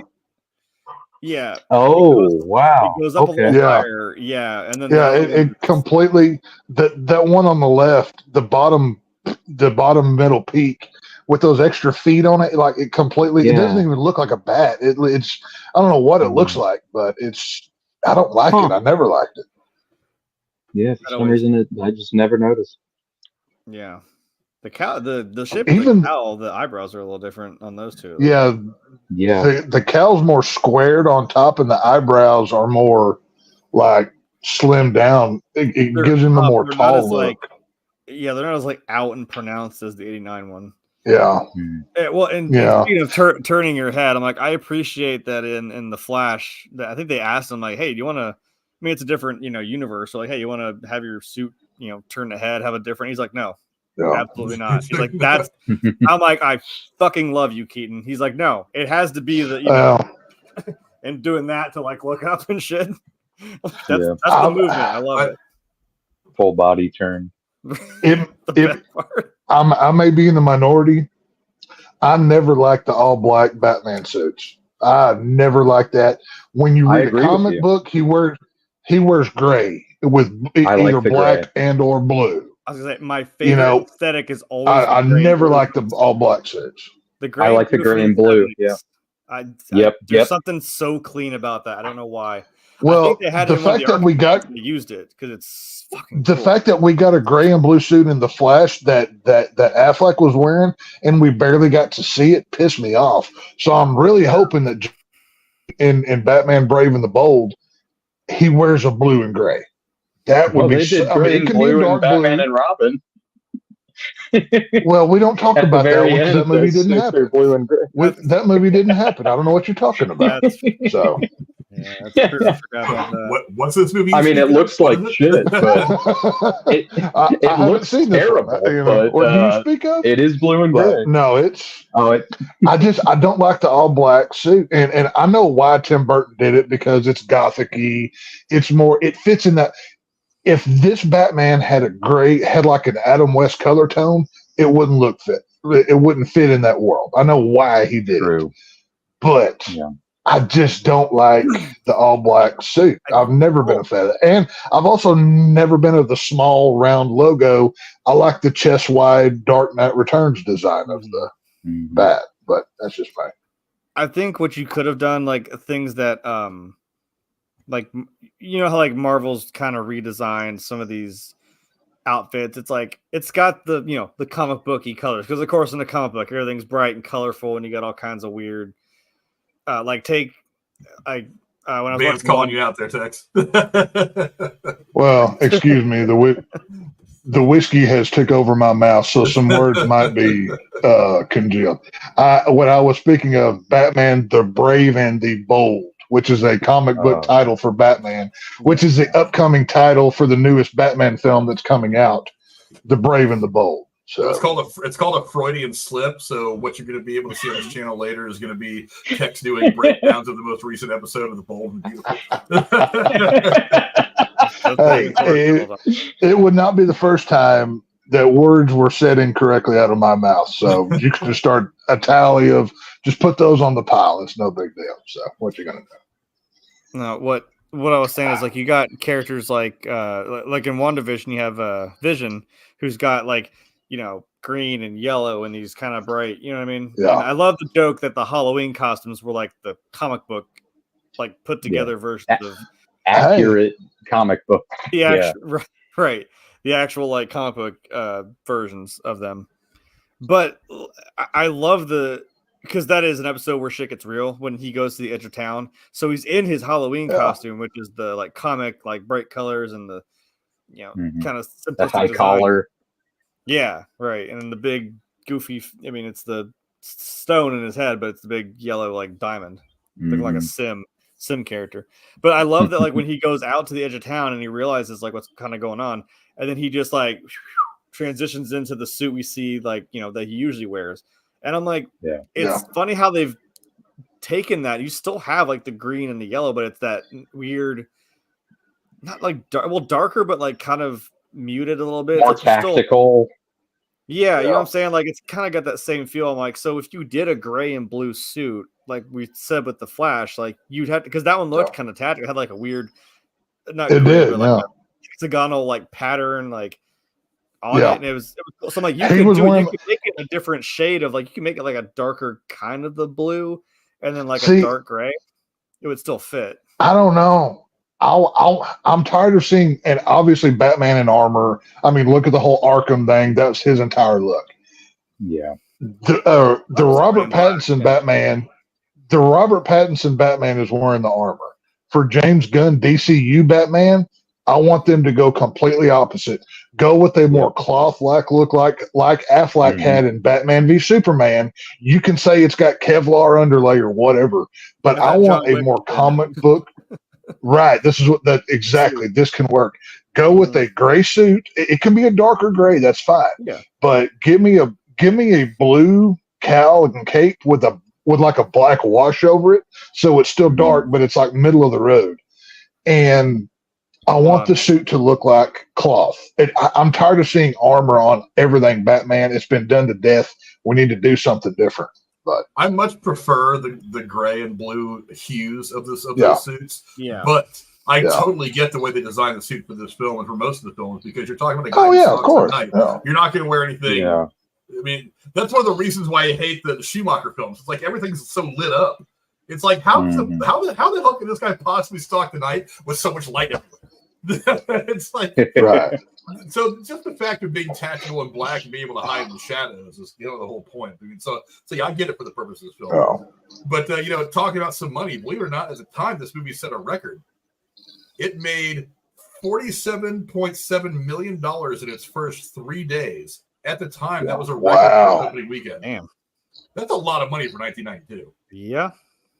That's something. Let me go look. I wonder if There's movies now that total don't get that much. That's crazy. But you got to figure. Oh, go ahead. No, go on. I'm looking for something specific in my head that I don't know if I'm going to find it unless I go through my phone. Yeah. With what you just said, somebody combined like Batman, but if he had a Vault-Tec suit from Fallout, which is like bright blue and yellow, but they made it into a bat suit. So what you're saying, it's like a gray, but like a washed like gray, and then like the light blue. Well, it looked. I when you said that, I'm like, I see that image, and I'm trying to find it now, and that's what I imagine what you'd think you should do with that. What I was going to say was, I mean, go back from Batman '89. I mean, it literally created Batman, the first wave of Batmania. I mean, it was on everything: lunchboxes, toys, T-shirts, hats. Everything had a Batman. People were getting Batman symbols shaved into the back of their heads. There's whole documentaries made about this stuff. Just look it up on YouTube. And I mean, it's just like what's a modern day example? Like Avengers Endgame. I mean, it made $2 billion or something. That's coming off of Infinity War. And I'm not counting Captain Marvel because that's an anomaly. That movie is blah, whatever. But when you're riding a wave of success that this movie did with Batman '89, it's of course it's going to rake in the money because Burton and Keaton and all them are back. So, yeah. So apparently, that's the release. I'm having trouble finding the breakdown of individual weeks. I'm having trouble finding this damn picture because I'm sure it was like a fan thing, and I'm like, God damn it! It was it was the second highest grossing film of the year, only behind Aladdin. It came out. If you think about it, it made more. It was only this. It was one of two films that year that broke the $200 million mark, which is hilarious if you look at today's box office. Because it's like the last Aquaman made $750 million or some shit like that, and they're calling that a bust, which is hilarious. Other movies that came out that year: Home Alone 2, Lethal Weapon 3, A Few Good Men. That was the top 5. Sister Act, Bodyguard, Wayne's World, A League of Their Own, which is one of my favorite baseball movies. Unforgiven, maybe one of the best westerns made ever. Under Siege, not a great movie. Why Man Can't Jump, good movie. How much did this movie cost to make? What was the budget? The budget was somewhere between 40 and 80, and it made $266.8 million worldwide. What was the budget? So it was financially successful then. I'm surprised it didn't make more than that. If it had not been as adult as it was, I think it would have done better. But I told you all the reaction that my mother had whenever she took me to see it. Whenever she saw Penguin making sex jokes about pussy to Catwoman, she was done. We weren't going back to see it. Whatever. But it was what Tim Burton did, and that's why I say this movie holds up so much better than '89 or than the '89 film. I've never been the biggest fan of '89, whereas this one is head and shoulders above that movie in every way possible. I think it's just all around better. Yeah, so I'm looking at some of the list of the top 200 movies, and I'm like, damn, there was in that year put out a couple of fucking killers. I mean, Article 99, which is a way underrated movie. Nobody watched that movie that came out. Nobody talks about it. Kiefer Sutherland and Ray Liotta. It's a great movie. K2. I don't think I've ever seen it. Oh, it's good. It's good. But I'm having trouble finding the breakdown. But yeah, I mean, $47.7 million its first 3 days. I mean, nowadays we look at a movie that does that as a bust. It's like you only made $47 million your opening weekend, unless you were a small budget production. Well, you made it for BuzzFeed. Yeah. To be fair, to go to the movies these days, it costs you $100 if you go with 3 people. I mean, how much was a movie ticket back then? I mean, a couple bucks maybe. I mean, very much the price. I mean, if you were to scale what that money made in today's money, that would actually be kind of interesting. But I mean, whenever I take my kids to the movies, it's easily $100, and we don't get anything extreme, but inflation's a bitch. So thanks, Joe Biden. So. I'm finding some other cool concepts people have made for a blue and gray suit, but I'm not finding. Well, technically, hang on a minute. Technically, we've seen the Keaton suit in blue and gray. We saw it in The Flash. In in that scene where they go into the Batcave and you get to see the array of Bat costumes over on the left-hand side. There's the gray suit with the yellow oval with blue, and the eyes are whited out. So we do get to see it for 2 seconds, but they don't ever do anything with it. So can we just get one Batman with you? I've never. I still haven't seen it. If you want to hate yourself, go ahead, but I could not recommend that film. I crapped all over that. So the average ticket price in 1992. This is just an average. It was $4.15. Okay. The average ticket price in 2022 was $10.53. Yeah. Well, I know for me, a matinee price, I can go on a Tuesday to my local theaters for $5. But that's just for Tuesday. Now for matinees, it's $8 on a weekend. So it's basically double what it was back then. So, it's now, and of course there's some theaters that are a little bit cheaper. Some are more expensive depending on what they have in them. But I'd say $8 to $10 is a medium price of what a movie ticket costs today for matinee. For on a Friday night, probably $15 to $20, but depends what time you go. You guys were talking about the changes to the uniform. The chest plate was not the only one. Batman actually does not wear boots in this movie. They are actually Air Jordan 6s connected to an upper, which gives a boot-like look and feeling. Knew that. I actually didn't realize that until I was reading this. And he had the Nikes in the first one too. Didn't Nike make the shoes in the first one as well? And there's spray painted in black or some shit. Yeah, because you could buy the Batman shoes. I didn't realize that they did both of them, but I knew Nike had designed the shoes for him, which kind of funny. Yeah, what do you tell somebody what the Stormtrooper boots are made out of in Star Wars? That's also a fun rabbit hole. Oh, I don't even know that. I have no idea. It's the same kind of joke. Where it's these boots that were, and then I think they made them white for the Stormtroopers. It's just kind of funny. Hey, you do what you gotta do to make your uniforms and whatever you're trying to do. See, actually, Tim Burton and Michael Keaton actually prefer this film to the first one. Keaton said the sequel spoke to me more and that he greatly enjoyed filming it. Well, it's a better movie. It's better all around. The performances are better. I mean, take Jack Nicholson out of it. I think the villain portrayal in this movie is better than that one. I mean, Jack Nicholson's Joker's fun, but I've never hung my hat on he's the best Joker. I've never said that.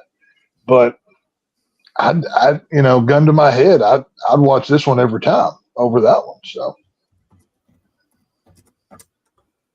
let's see. Security was actually so tight on the production of this that Kevin Costner was actually refused permission to visit the set. Warner Brothers employed a private investigation firm when some shots of Danny DeVito in costume made it into the tabloids. Huh. All right, then. Let's see. This was 92. Would Kevin what was he doing? Waterworld at the time, or what would he have been doing in 92? I think it was Waterworld, right? Well, they filmed it in late 91 into 92, so I don't know. Let's go look. I'm not sure. I'm trying to think, maybe Dances with Wolves or some other nonsense movie he did back then. I'm not sure. Was that 91? When was Untouchable? That was 90. So in 1991, he was doing Robin Hood, JFK came out in 91. In 92, The Bodyguard came out. In 93, A Perfect World came out. So he was probably, I would imagine he was filming The Bodyguard. I messed up hard. Untouchables was 87. Okay. Yeah, that was way earlier. I was not even close. Okay, so he was probably filming The Bodyguard. That's my guess. Yeah. That came out the same year as this film, 92. Kevin Costner could have been a cool Batman. I think back then. I mean, obviously he would have needed some hair dye, but I think he could have been a cool Batman back then. I think he would have been a good Harvey Dent too. Yeah. Yeah. Kevin Costner's just a good actor all around overall. Now, I mean, we can he forgive wasn't in the Waterworld. best projects, but Six and a Six. I'll forgive him for Waterworld. Yeah, he's made some other. He's redeemed. Yeah. Let's see. At around the 1 hour and 40-minute mark, the note given to the Penguin by the monkey from Batman is in Bob Kane's handwriting. Batman has used notes. Batman has used notes signed with his logo throughout his entire history. Nice. Yeah.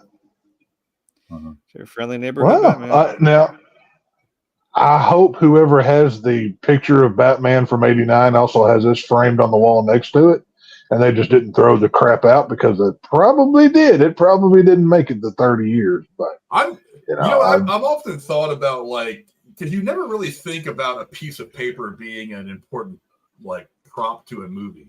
So it's I know a lot of stuff gets thrown out just like that after a movie's over. But I know that one of the things they've actually been doing over the last 30 or 40 years is because of the secondhand market for movie props.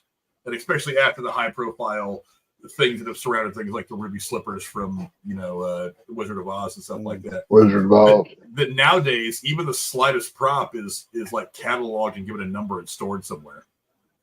Like a can of Pepsi that Marty McFly drank out of in the first Back to the Future movie. It's you'd have thought that they'd just be that's a can of Pepsi. Like, crumble that shit up and throw it away, recycle it or whatever. No, it's they'll save shit like that. And they'll label it, they'll put barcodes on it, inventory it, all because it's the market has gotten so big for movie use props that people will pay tens of thousands of dollars. There is a monetary value to the dumbest fucking things in movies. Well, look at what they did in the original Halloween. The mask that Michael wore in that film. Deborah, I can't remember her last name now. The woman who helped John Carpenter make it, Deborah Hill, literally took the mask home, threw it in a box under her bed, and smoked in the house with it, and just left it in the box until they made Halloween 2. That's why, because they used the same mask in Halloween 2. That's why it looks kind of disheveled and discolored, and it's off. It's the same mask. It's just a different guy wearing it, and it's had. Yeah, Deborah Hill literally took it home because just what Frank just said. It was a cheap prop that it was a Captain Kirk mask they cut the sideburns off of and repainted. Yeah. She just threw it in the box under the bed. That's all they did to it. They didn't take care of it. That's why the three masks from Texas Chainsaw Massacre, the killing mask, the old lady mask, and grandma mask. Those sold for hundreds of thousands of dollars a piece. 2 of them we know. The Hitchhiker has one. One went for sale in some auctions for $200,000. The third, we're not sure where it went. But these props are worth a lot of money from these old movies. So, I mean, it's crazy. So I just stumbled across this website called PremierProps.com, which actually sells movie props. Oh, don't. Six and say I don't. I don't have enough money to go on that website. Well, what's funny? What's funny is one of the first movies that comes up is Halloween 2. So I'm I'm going to click on that, and it says they don't have anything available from that movie right now. So it means they probably had something on there at some point. Oh, they got Scream 4. Let me see if they got anything from Scream 4. No products to list in this category. Well, then don't put the movie. They probably have a Ghostface mask or a knife or something. Yeah, one of the buck knives. You're playing with my emotions here. Don't do that. Well, let's go action. There's got to be an action movie that Point Break. Oh, that's the new one. Fuck that movie. I don't want anything from that movie. I was like, if it's Patrick Swayze's Nixon mask, I'm in. Oh hell yeah! I'm all for that. God, yes. Let's see. Dramas. We got Patriots Day. That's a good movie. They have the badge, a couple of FBI badges, pins. The knee brace that Mark Wahlberg wore in the movie is on sale for $300. Let's see. I don't think I need a Mark Wahlberg knee brace.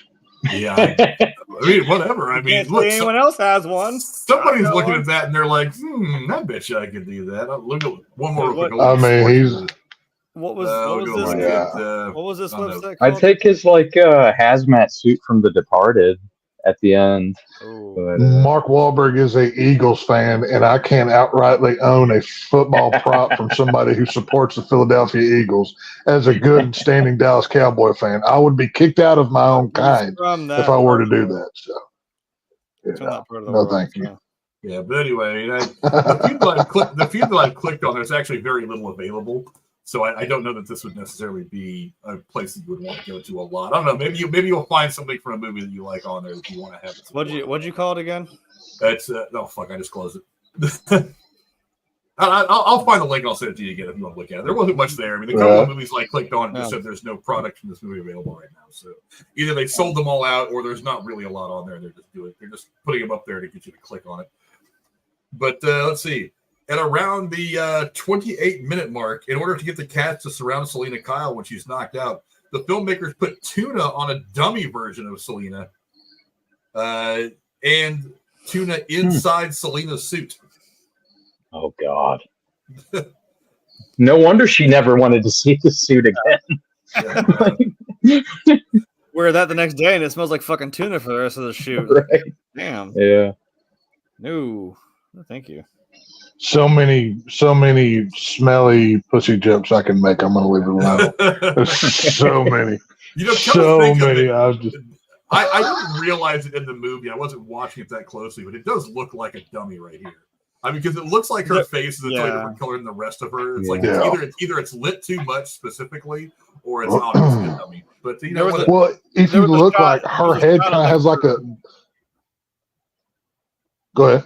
There was like a shot of her leg where it looked a little too shiny. I'm like, yeah, that looks like a fake leg. But well, like her head is like perfectly lit. Like it's almost like she's an angel laying in the snow right there, so you can get a better shot of her. It could be metaphorical, but I mean, she is having her little reawakening. Right. Yeah. So we didn't touch on it, but I do really love the shot as she's falling through all those like canopies, like on the way down, and how her head jerks up. Yeah. That is so good. Well, like that hurt. But see, did you know that Meryl Streep was actually briefly considered for the role of Catwoman, but Tim Burton rejected her because she was considered, quote, too old for the role. I was gonna say, wasn't she too old already in that year? How old was she in 91 when this was made? I would imagine she was like in her early 40s. Oh yeah, no, I don't. No. We do some. She was born in 1949. Okay. So she was in her early 40s at the time because she's 74. Yeah, no, I don't want to see a 40-year-old Meryl Streep in that Catwoman suit. No, thanks, Grandma. I'll take the hot young Michelle Pfeiffer. So. Yeah, she was born in 49. Michelle Pfeiffer was 9 years younger. Yeah. So she was in her mid 30s when this movie was made. Yeah. Michelle Pfeiffer she hadn't hit the wall yet either, so she was qualified to wear what she did. Meryl Streep can not. So I don't know. I think Streep probably would have been too much actress for this movie. If you'd have gotten somebody that good, maybe she would have kind of acted too well. I don't know. It makes any sense. But anyway. But somebody else who could have been Selena was I'm trying to get a picture of her. I'm running out of pictures of Selena. We'll go to this one since I know it makes Tex jealous. Gina Davis actually turned down the role of Catwoman in order to star in A League of Their Own, which came out the same year. Honestly, for me, maybe it's because I'm a baseball fan. It's one of my favorite baseball movies. That was a career win. Not only that, but I think she is far too tall. Yeah, I don't know if Gina Davis is not attractive enough to wear that suit. If she would have been a full 2 feet taller than Michael Keaton, that would have looked weird. I get the link because of Beetlejuice, but yeah, no, well, it wouldn't have worked. The Catwoman suit. Look at the women who have worn it. I mean, obviously Michelle Pfeiffer, stunning. I mean, she's not exactly the most filled out, like she's not huge in certain areas, but her face, the way it looks in that mask. Anne Hathaway, say what you want about her version of Catwoman. I personally like it.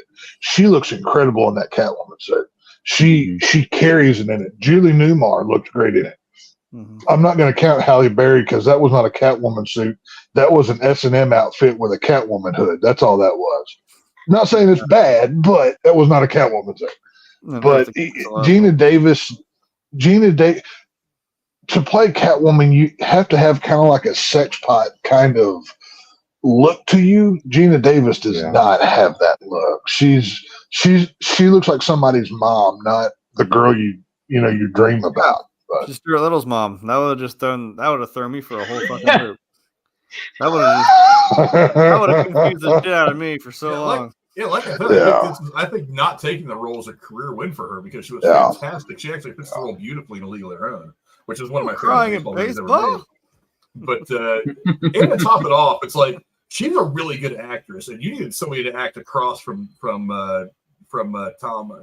Hanks for that entire movie. And I think she had the acting chops to go shot for shot with him in that film. I don't know a lot of other people that could have played that role as well. So I think this was a career win for her, and it was a win for us as viewers, because I think Michelle Pfeiffer probably pulled it off a little bit better. Again, having a Catwoman that's a full 2 feet taller than Michael Keaton, Gina Davis is a tall woman. Yeah. It's like, I don't mind tall women, but she's a tall woman. Gina Davis, she's not hot enough to be Catwoman. I'm sorry. You don't qualify. I don't care what history you have with Keaton. You don't pass the look test, much less anything else. So she's honey. a different kind of attractive. It's like, because I always say that there's women can be two different kinds of attractive. They can be intimidatingly beautiful to where as soon as they walk in, the toughest guy gets a little weak-kneed and tongue-tied. And there can be the girls that are really, really hot that you want to take right to bed. Those are two very different things.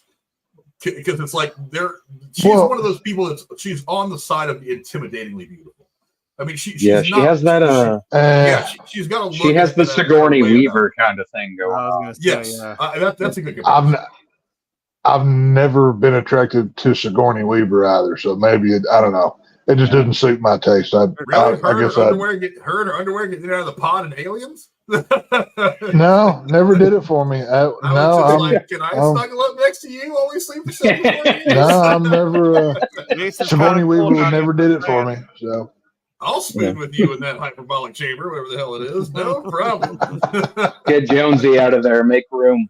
Right. Sorry, Jonesy. I got some cat litter and a whole box of cat food. That'll last you a while. Right. Me and Sigourney are going to come up in this chamber until we get back to Earth. See you later. But, Christopher Walken, this is not the only time he was ever considered for a superhero movie. Christopher Walken was actually one of the people considered to play Superman back in 1978. And so many years later, was considered for the role of Night Owl on The Watchmen in 2009. Wow.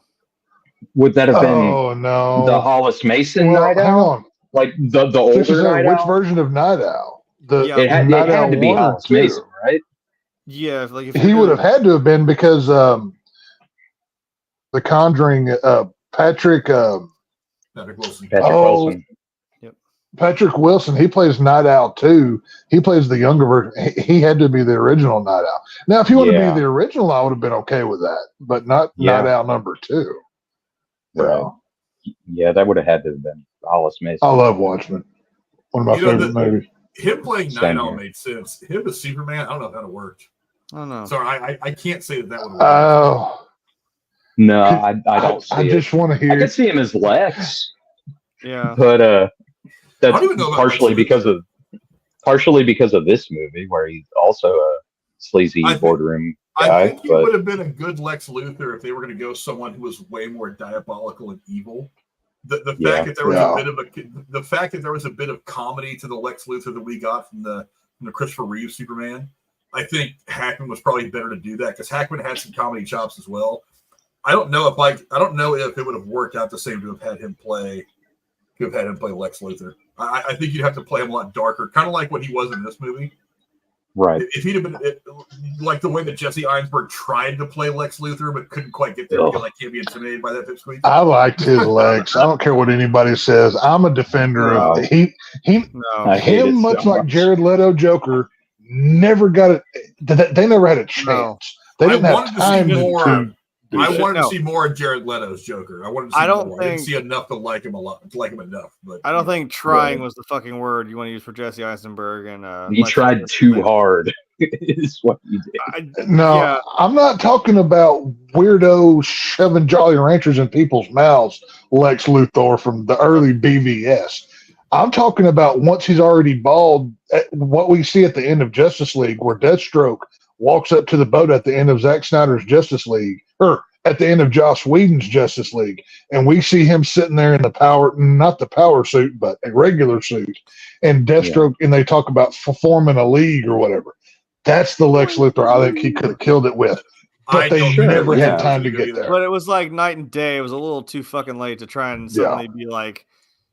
I don't know. If people wouldn't have, if Warner Brothers had just held to the vision, it could have worked. But they Walter Hamada and all those idiots that ran Warner Brothers. Oh, we got bad reviews. We have to throw the baby out with the bathwater immediately, and it ruined the whole DCEU. It never stood a chance. That's the problem.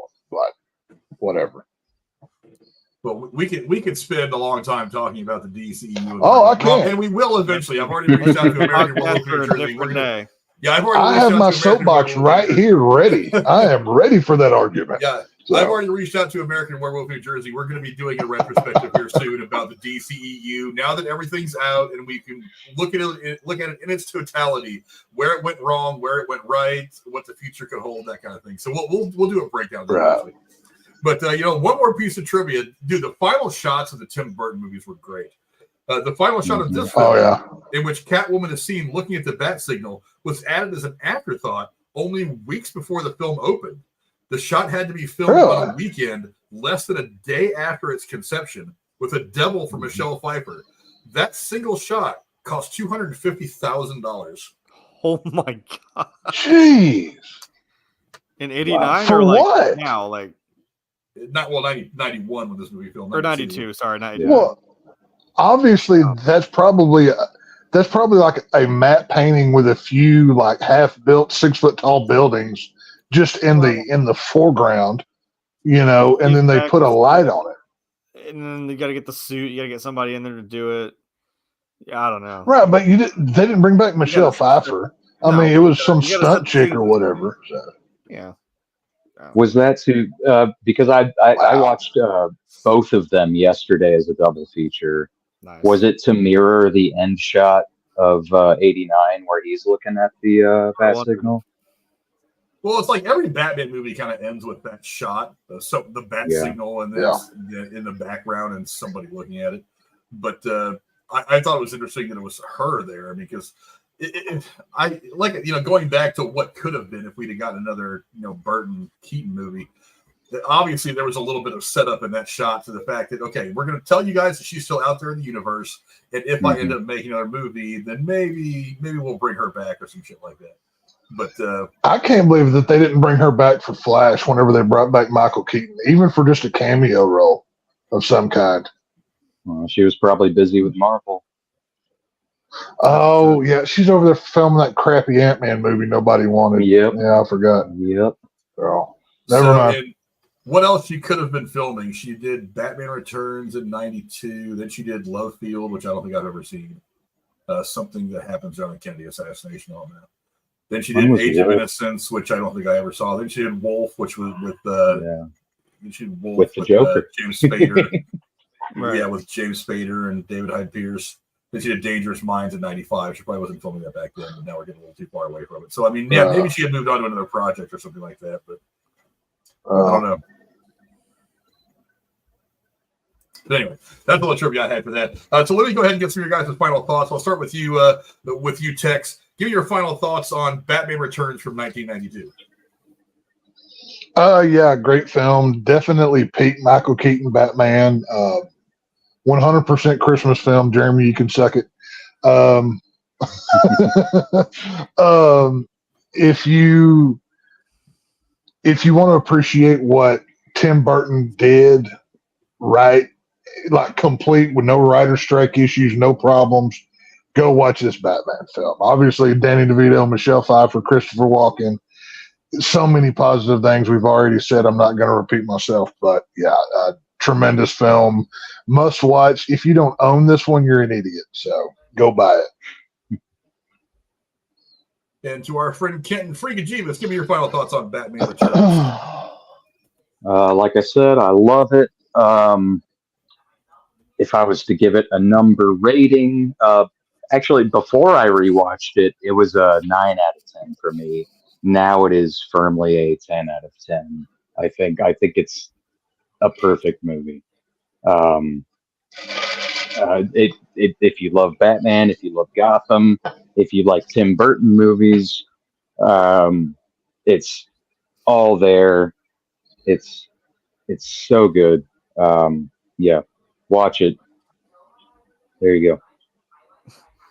And I'd save Jeremy for last because I know he's going to wax philosophical about anything Batman. So, Jay, take it away. Give me your final thoughts on Batman Returns from 1992.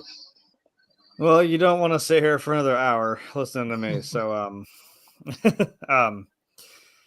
yeah, it's, again, holds a special place for me because, again, it's a good year. Just, for me and for Batman, period. Like I said, there's the animated series, which is also just as it's amazing. Credit to the late Kevin Conroy for that. But in terms of this movie, yeah, it's, again, great cast. You've got, Danny DeVito, who just absolutely kills it as the Penguin. Michelle Pfeiffer. You can do a whip stunt with one take. I mean, you don't need to say anything else. I don't need to say anything about Christopher Walken except, more cowbell. But more cowbell. It's okay. You don't need to say anything about Christopher Walken other than his name. Yeah, that's what I mean. Right. Yeah, it's, again, this is peak Batman, I think. As I said, to me, like, personally, I love The Dark Knight. It's in my top 5 movies of all time. This, I mean, in terms of Batman movies, yeah, out of all of them, this would be in a top 5 of Batman movies for me because it's everything you could ask for. And I think they were crazy in '92 to think that wasn't the vibe. But we have it now, and like everyone else said, go watch it. It's definitely worth it. Yeah, can you imagine the advantage they would have had if they would just let Tim Burton make his third film? I mean, yeah. I don't know if it would have led to them putting their cinematic universe together first before Marvel, but I mean, to have at least three solid films. I mean, just look, you're never gonna have a problem selling Batman toys. So the fact that you wanted to make it more kid friendly to sell merchandise, it's like you can sell toilet paper with a Batman logo on it for twice the price, and people will buy it because they'll pay for the fucking logo. Let this guy get creative and do it. I wish they would have let Tim Burton make his Superman movie with Nicolas Cage. They should have not canceled that one either. That could have been a whole universe. They screwed up with that. I don't know about that. I mean, could have been, would have, should have. I don't know. I don't know what that would look like, but I mean, hey, I would have been fighting a giant spider, apparidly. Right. I wanted to see that movie. Damn it! I wanted to see it. I don't want it. I don't want to.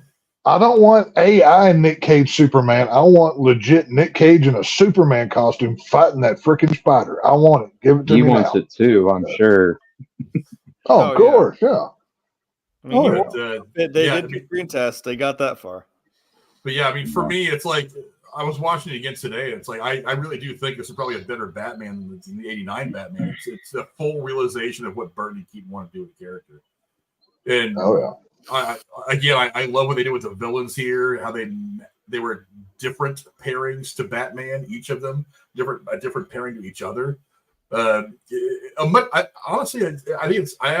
now think this is better than the '89 version. After watching it again for the first time in a long time, without really thinking much about it, it's a great full realization of Burton's vision for the character. And again, I am not somebody who is a Tim Burton apologist like other people are, who just likes everything he does because I like The Darkness. There have been some things for him that are just garbage. I mean, we're talking about the Wonka film.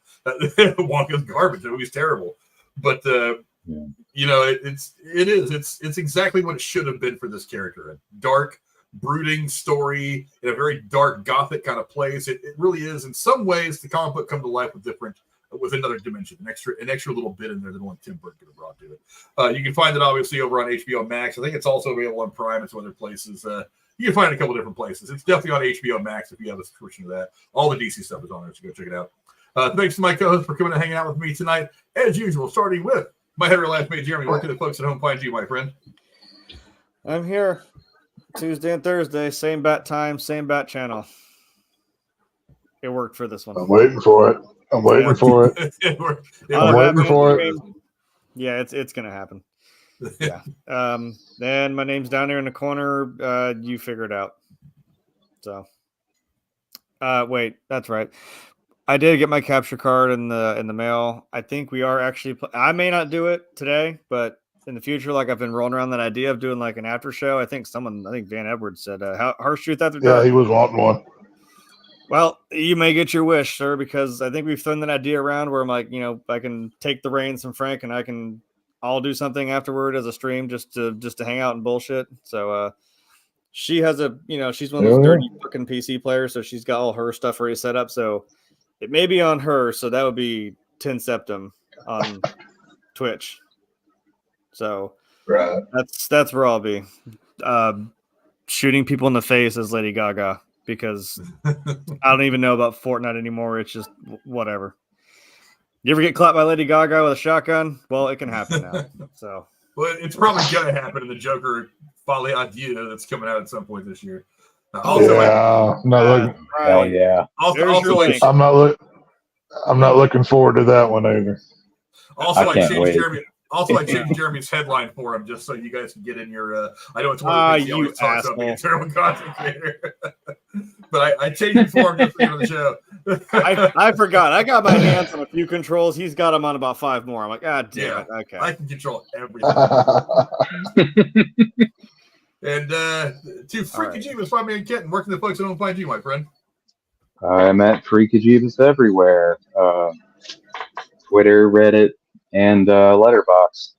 I put my ratings up for after I double featured both Batman and Batman Returns. Updated my ratings for both of them to 10 out of 10. And every time I watch a movie, I will immediately basically put a rating on there, sometimes review. So Freaky Jeebus at Letterboxd. So. And to our good friend from down south, the shape from Lone Star State, my main text, where can the folks at home find you, my friend? Oh, here on Tuesdays and Thursdays, trying not to embarrass myself too bad. Since we did Batman and Jeremy spoke of the greatest comic book ever, Dark Knight Returns, I'm going to recommend go watch the 2-part animated film, which I'm going to try to watch as much of tonight before I pass out. So I'll probably get 30 minutes deep and I'll be asleep. But either way, I'm going to really enjoy those 30 minutes. So if you want to see RoboCop voicing Batman, go watch those. They're a lot of fun. I like those quite a bit. So we'll see y'all next week.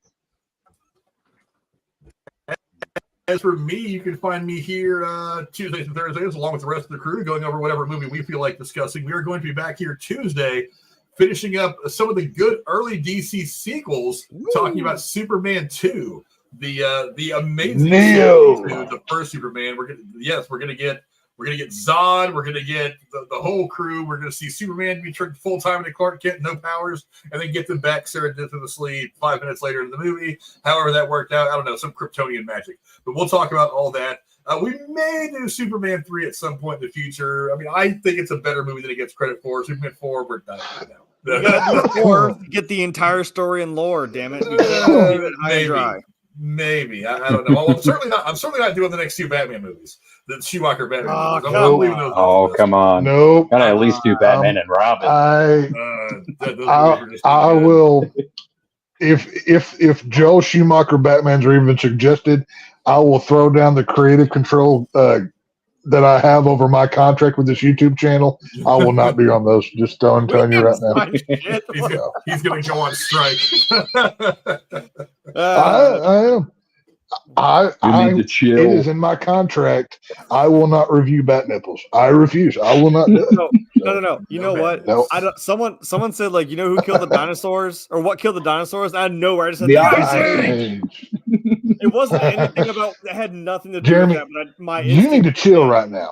You need to chill. Okay, you're All right, getting. everyone, chill. Stay cool, It's getting a little icy dicey up in here. You know what I'm saying? So we need to just All right, we need to cool break the ice. situation. It's Come on, let's do Batman and Robin. And like I said, the Thurman is Raw shirts. I have to rework the design. I was just trying to put this design on the shirt. Spreadshirt said no, so I'm going to rework it a little bit to try to figure out a way to make that happen. So that's something I'll work on this weekend. So hopefully the Thurman is Raw shirts will be out soon. And until then, go check out the Spreadshirt link in the description. I got a couple of shirts, a couple different weird designs that I threw together. A couple of them I like. But go check it out if you want to support the channel. We very much appreciate that. And we will catch you guys on Tuesday. We break down Superman 2. I'm joking. That's going to be a lot of fun breaking this down. But we'll see you guys Tuesday. Until next time, adios. kneel before text. I mean, real quick, is this a Christmas movie? I mean, it takes place at Christmas, but there's no 100%. Christmas in it. No, I don't know. Bullshit. This is a Christmas film. July. You people are wrong. It doesn't matter. Okay, Rob Zombie's Halloween came out in like August. It's still Halloween. It doesn't matter. I don't think it's a Halloween movie. I think it's a horror movie. The last line of the movie is and goodwill towards men and women.